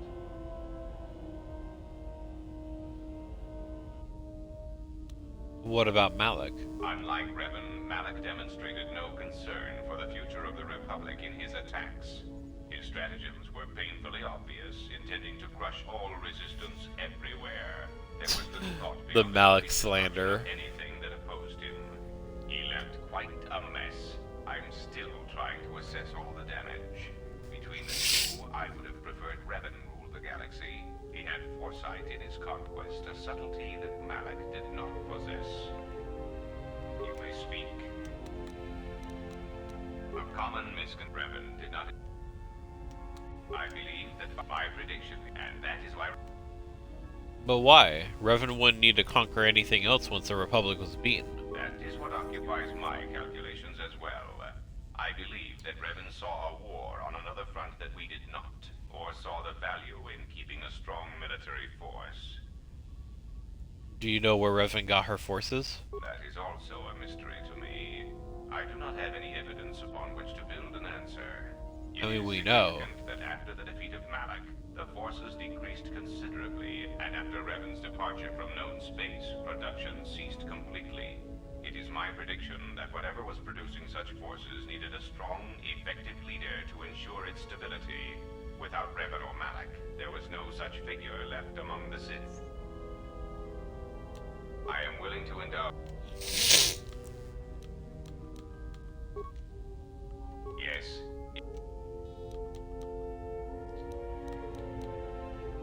I am willing to indulge. What about him? I warn you. You may speak. What have you brought me?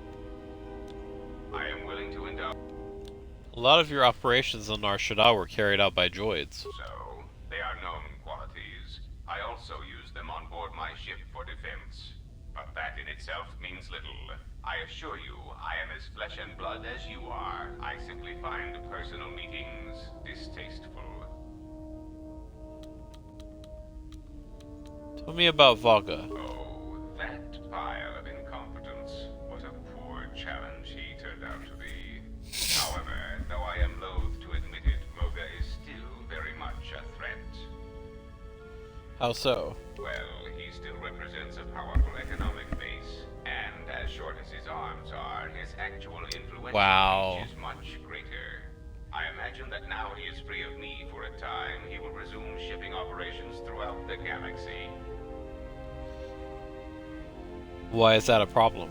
Or why were you trying to stop him? Because I wanted to force the Republic to turn to other resources to bolster their infrastructure. Dealing with the Hutts for any resources whatsoever will only bleed the Republic dry.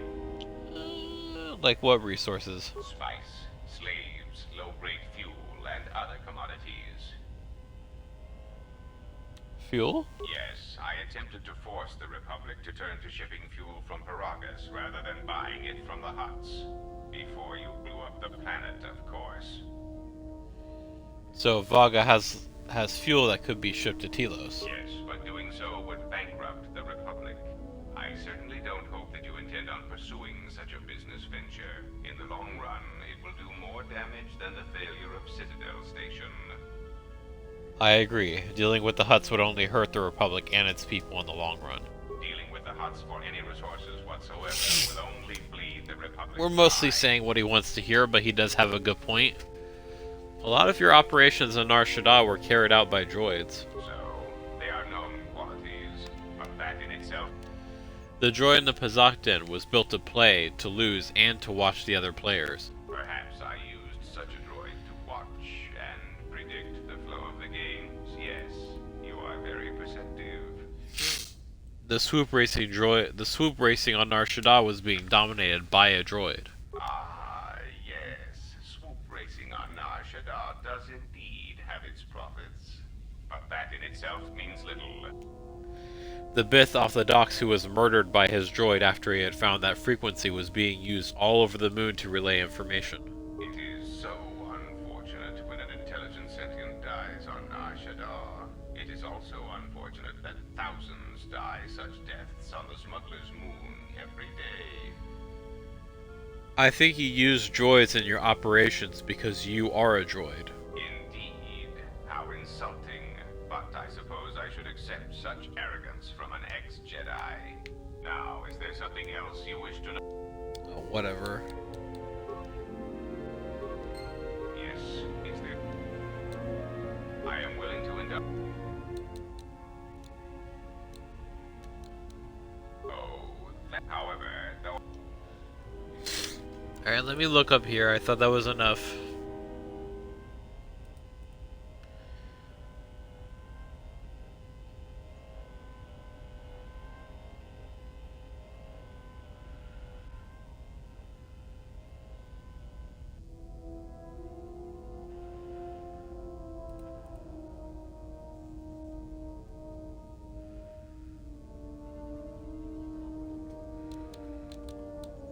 You may speak.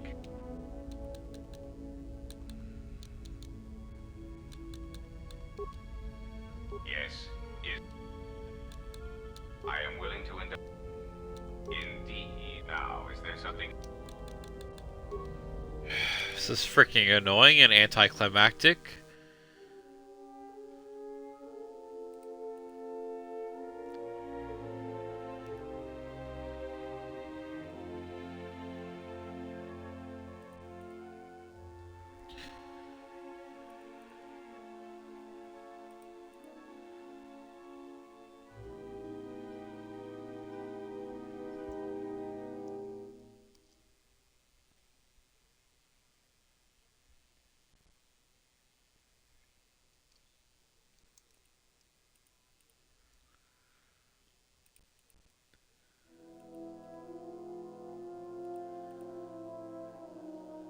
Okay, 1.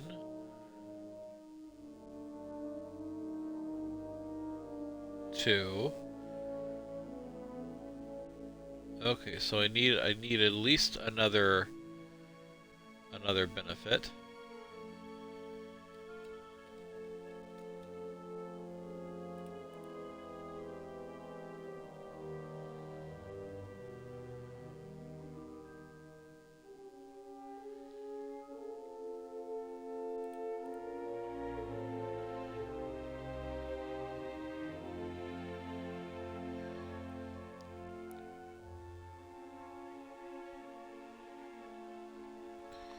Okay, that doesn't make sense.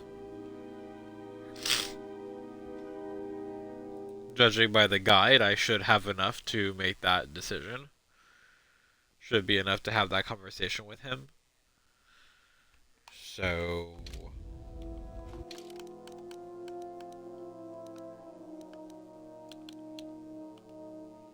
he's got a little bit of a blue glow to him. What have you brought me? The fact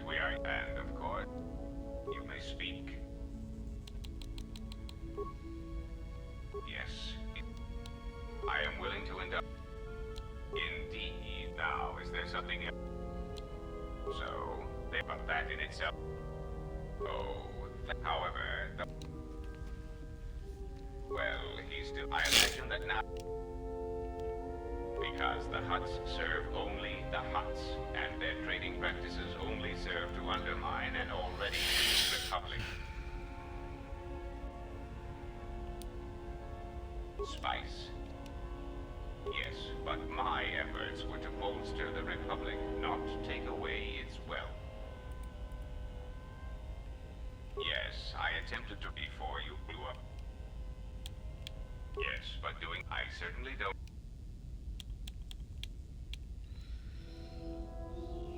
So, but that in itself, you may speak. There are several. There is the stable. Okay, that's annoying.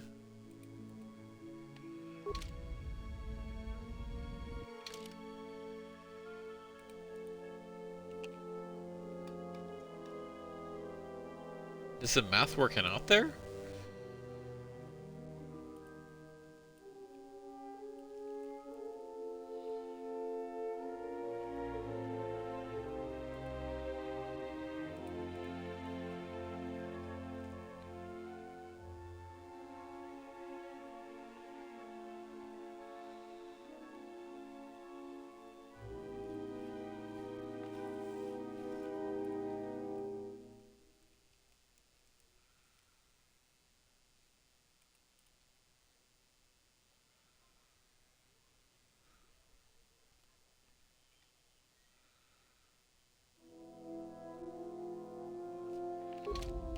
Yes.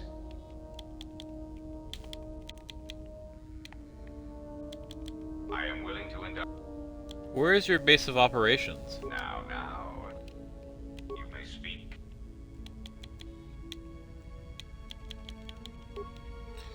Okay, that's annoying. I literally buy my accounts. Let me save it and then reload it.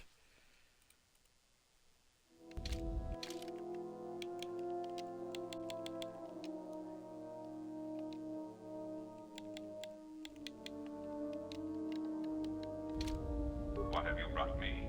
Wait.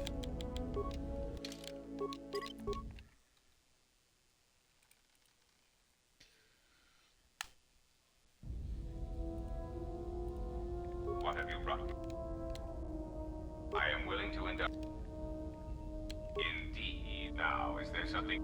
Oh, this literally doesn't make sense. I have enough influence with him to have that conversation. So, but that in itself. Oh, this fucking shit stain. Let's go out and then go back in.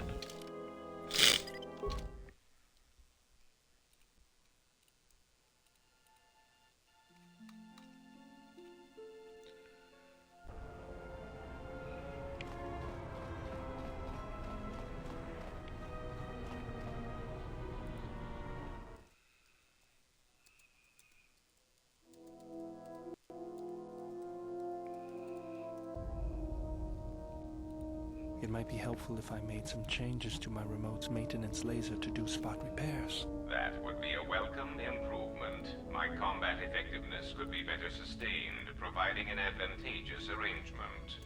And my miniature counterpart would finally be able to pull his weight in a fight.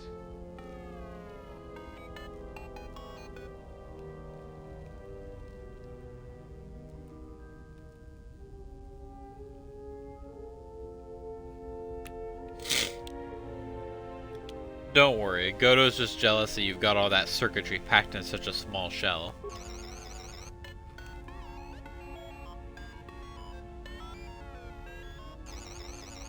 Alright then, I'll work on it when we get back to the Hawk. There, you should be able to do some quick fixes. You won't be able to perform serious repairs, but you should be able to patch up any broken droids.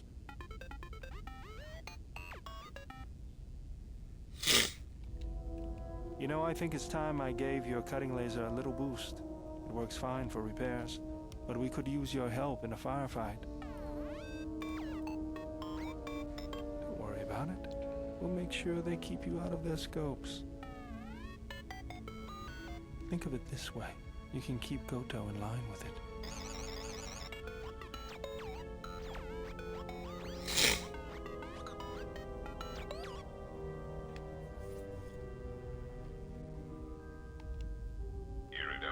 If I might have a moment.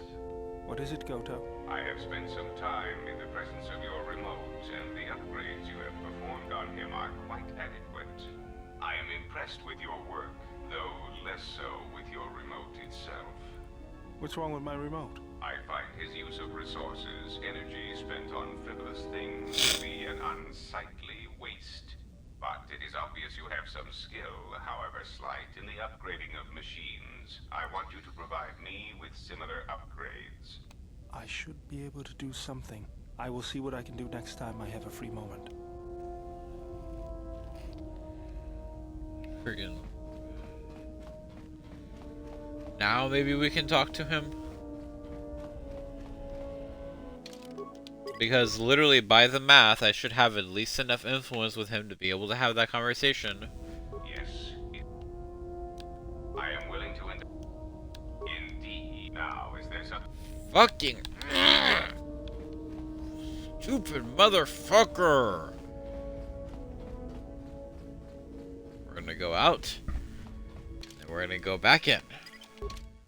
Better yet, we're gonna go out. Yeah, we're gonna go out, we're gonna go back in until all the cutscenes have played.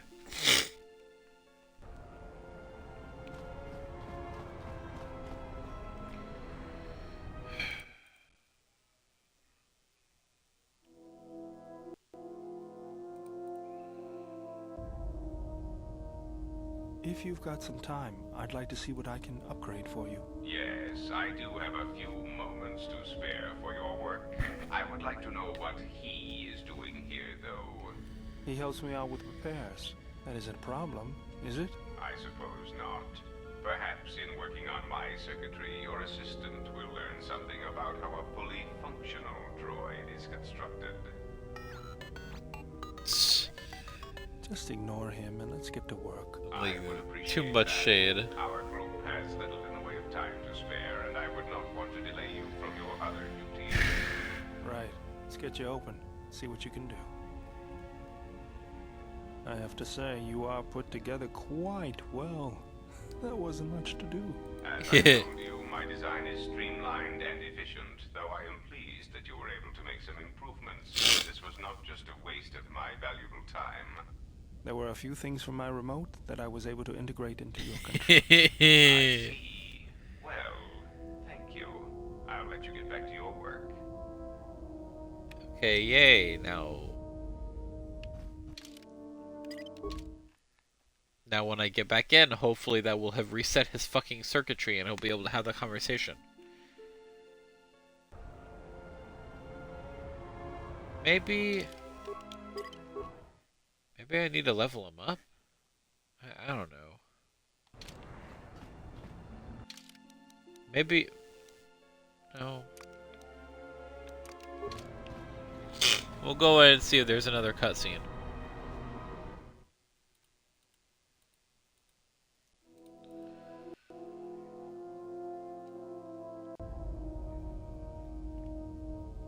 Okay. Okay, I'm going to save it. And then load. Actually, no. Drag him out here. Grab HK2.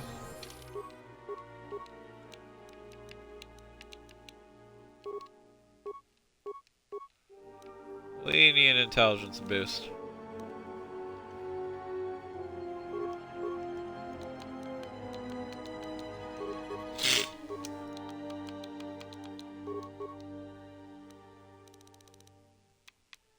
Okay, 2-weapon fighting. Droid trick.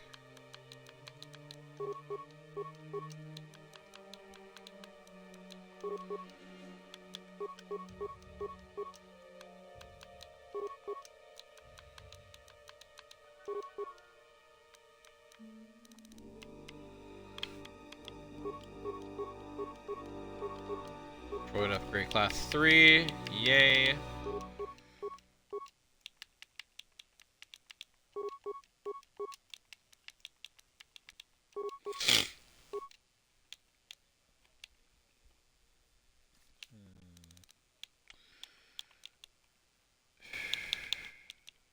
Sure, why not?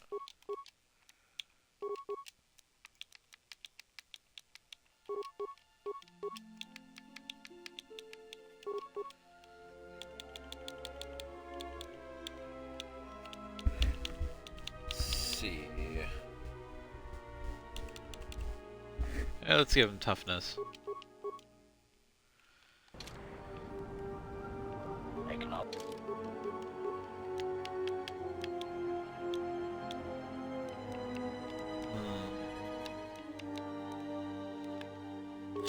I'm thinking we're not going to be using him for much repairs, so we'll give him a little boost to his constitution, why not?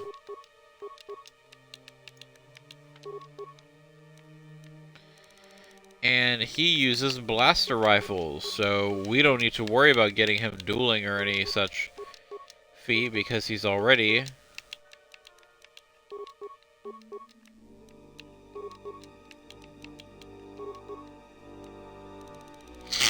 Guess he does. Rifles don't benefit from any of it.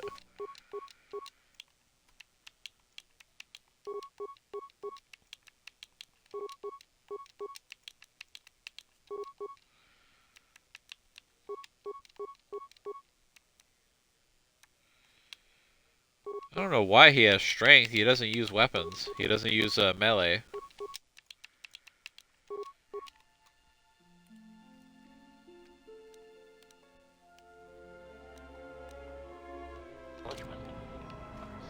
Son of a bitch.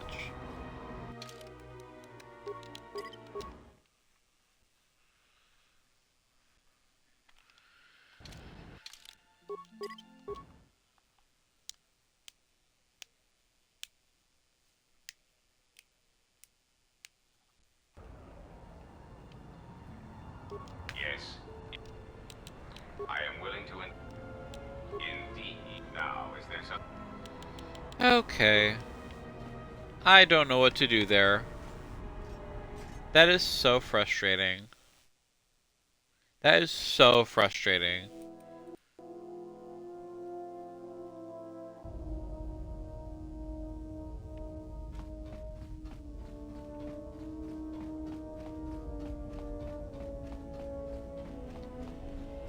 What have you brought me? No, you have enough. And as I tell all my employees, make do with less. Of course you do. You may speak. Now. I am willing to indulge.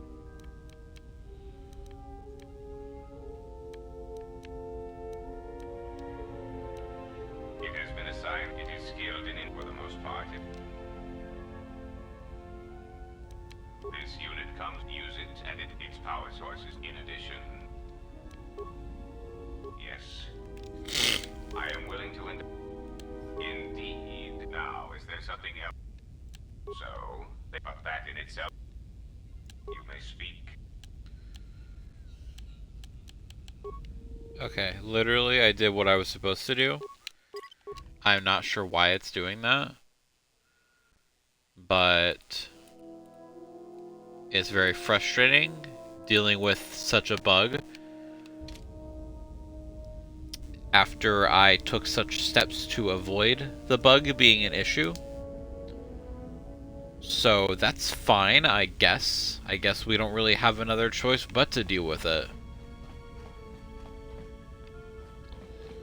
Oh yeah, there's one thing I can do with T3 here.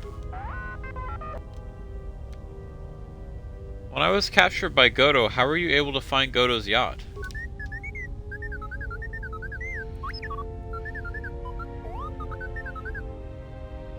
You snuck into Vaga's droid warehouse to steal the codes.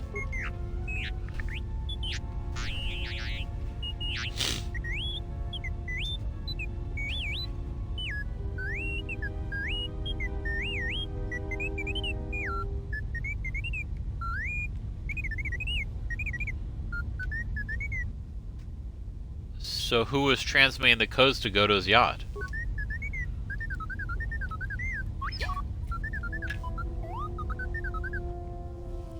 The droids. Interesting.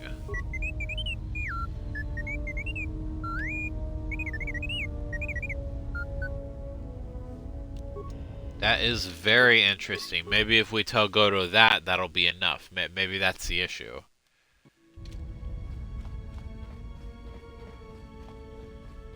Because the influence should be high enough. I am willing to but that in itself...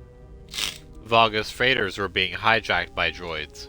Perhaps, though if you seek to trick me into an admission of my guilt, then you have thought wrong. I think you used droids in your operation because you are a droid. Indeed. How insulting. But I suppose I should accept such arrogance from an ex-Jedi. And what, may I ask, has caused you to come to this... Hallelujah.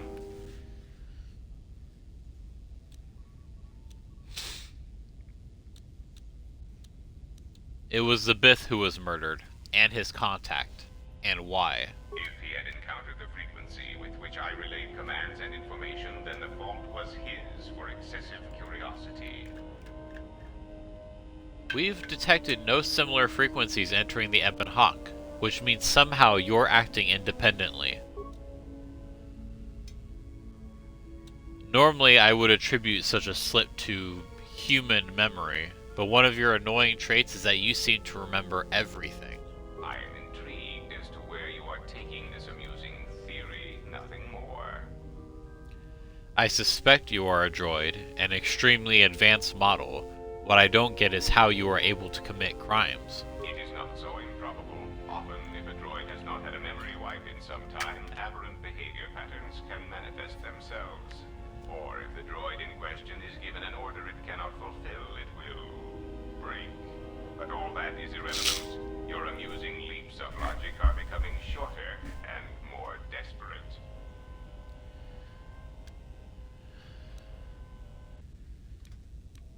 In all your operations on Nar Shaddaa, they were efficient, organized, with lots of focus on the infrastructure, trade routes. I have told you, I prefer stability.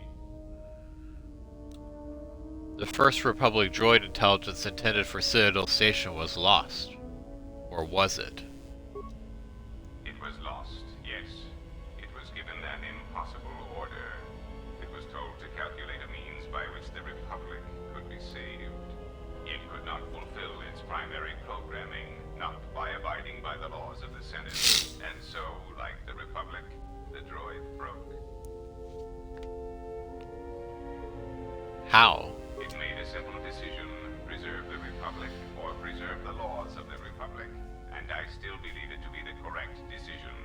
You do not know the indignity of being compelled to save something you do not believe can or should be saved. It is beneath me to clean up this mess caused by your kind, you Jedi. Another catastrophe caused by mismanagement and waste.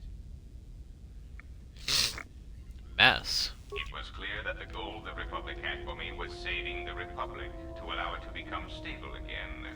There is simply no way to do this with the conditions they put into place. For the good of all, I was forced to abandon the legal structure of the Republic. So all the crime, everything you've done for the exchange is actually because you want to help the Republic. Do not mistake me. I believe it is possible to stabilize the Republic, but there must be action taken without constraints immediately. Sometimes people must die. Illegal shipments must be used to bolster planetary economies. And the huts must be occupied with me so that the Republic has room to recover. That is my goal as well, to help the Republic, or at least to help its people. Perhaps you misunderstand me. I care for the Republic, but I have no choice. It is somewhat frustrating to be forced to love and care for such a mess of a government. Some of it may be blamed on the Jedi Civil War, the Mandalorian Wars, but not all. There are so many bad decisions that build upon each other that it is a wonder the Republic is intact at all. But why the hologram? Oh, please. It is difficult for anyone to take a droid seriously, much less an infrastructure droid built by the Republic. It is difficult to order the deaths of criminal rivals when one has the tinny voice of an accountant droid. I learned this rather quickly.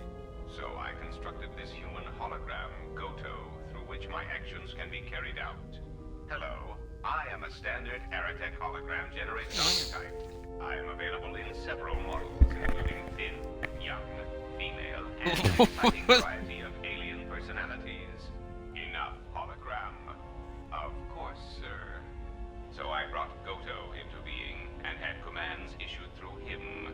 I took many of his mannerisms from holobit cliches, which were surprisingly effective. That's really funny. So what happens now that I know you're a droid? Nothing has changed. You may know my origins, and that makes us on equal footing. No one will believe you if you speak of what you know. I still seek to protect the Republic, either for the Jedi or the Sith. Things will proceed as before. Are you gonna try and have me killed because of what I know? No, you are still important to the Republic and to me. Pray that does not change. Oh, and to me. Okay, so he kind of cares about us. You may speak. What was it like breaking away from the Republic? Oh, it was quite liberating, in a droid intellectual sense, of course. Being able to direct orbital bombardments against anyone who encountered my business practices was a welcome relief to my increasing circuit stress. Executing such commands proved very exciting. I Not can that I minded see that. staging my little computational rebellion, you understand. I'm afraid there is not much glamour to be had in infrastructure dealings. And the general lack of respect for droid intelligence does tend to make one feel inadequate after a while. So you started to enjoy crime. I found that having the power to send 20 hunter-killer droids to the residence of anyone who chose to obstruct my plans had a certain thrill about it. Rather than compensating for others, I began deleting people as necessary. It was really quite exciting. Taxation, checks and balances on an entirely new level. It sounded like you enjoyed working for the Republic. Working for the Republic was stifling. So many checks and balances, forms to fill out, well-laid plans destroyed through slow bureaucracy. In essence, working for the Republic was much like committing much slower, much more boring crimes.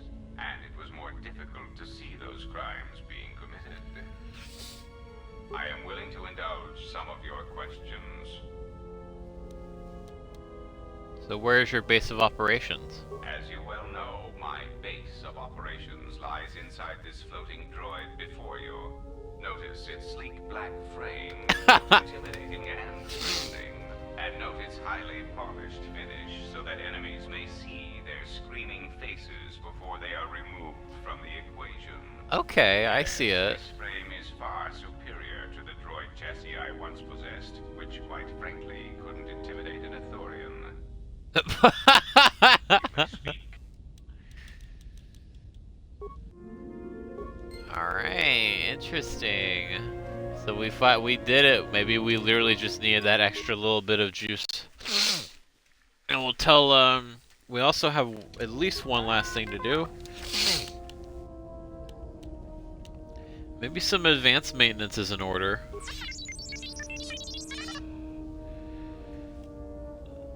Lock your motivators and unlock the side panel.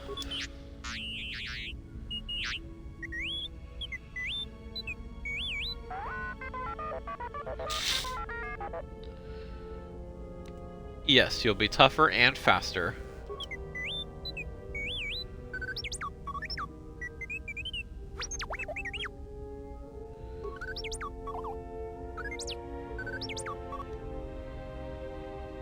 No, I'm fine. I guess I just got caught up in my work.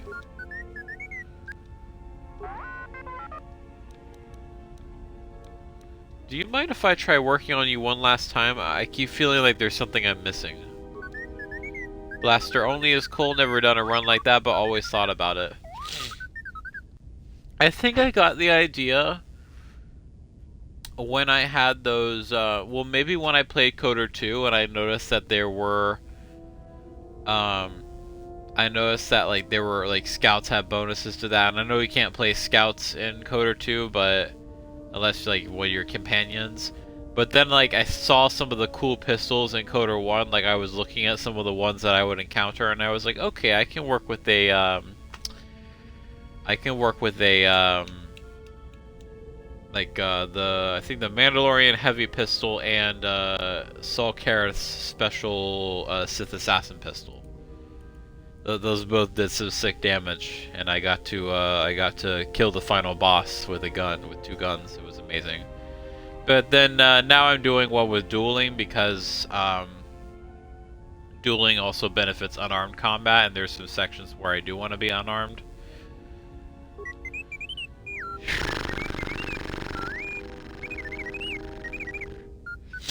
What stats are you maxing?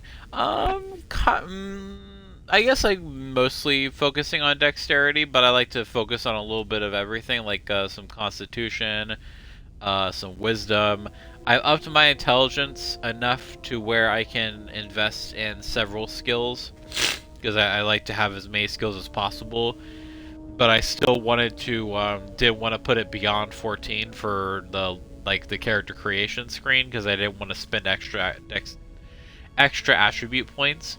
So I went with, what was I think initially I went with 12 strength, 12 wisdom, 12 charisma, and 14 intelligence, 14 constitution, and 14 of the other 14 dexterity. I think I missed dexterity.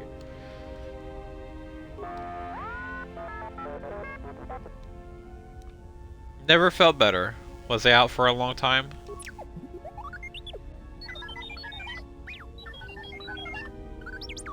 And it kind of sucks because with if T3 is wounded and you are both not in combat, speak to him to meditate and recover some of your force points. Alright, I think we've done everything. We train with the handman again. I think maybe we can talk with Kreia again. I'm sure she'll have something to say.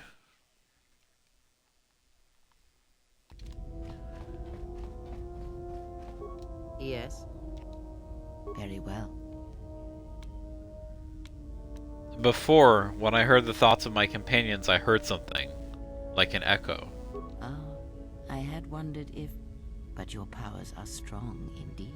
Now is not the time to speak of this. Wait until you have more of the galaxy within you, and we shall speak again. What do you mean? Every step on our journey shall bring with it discoveries. With persistence, you shall grow in the Force.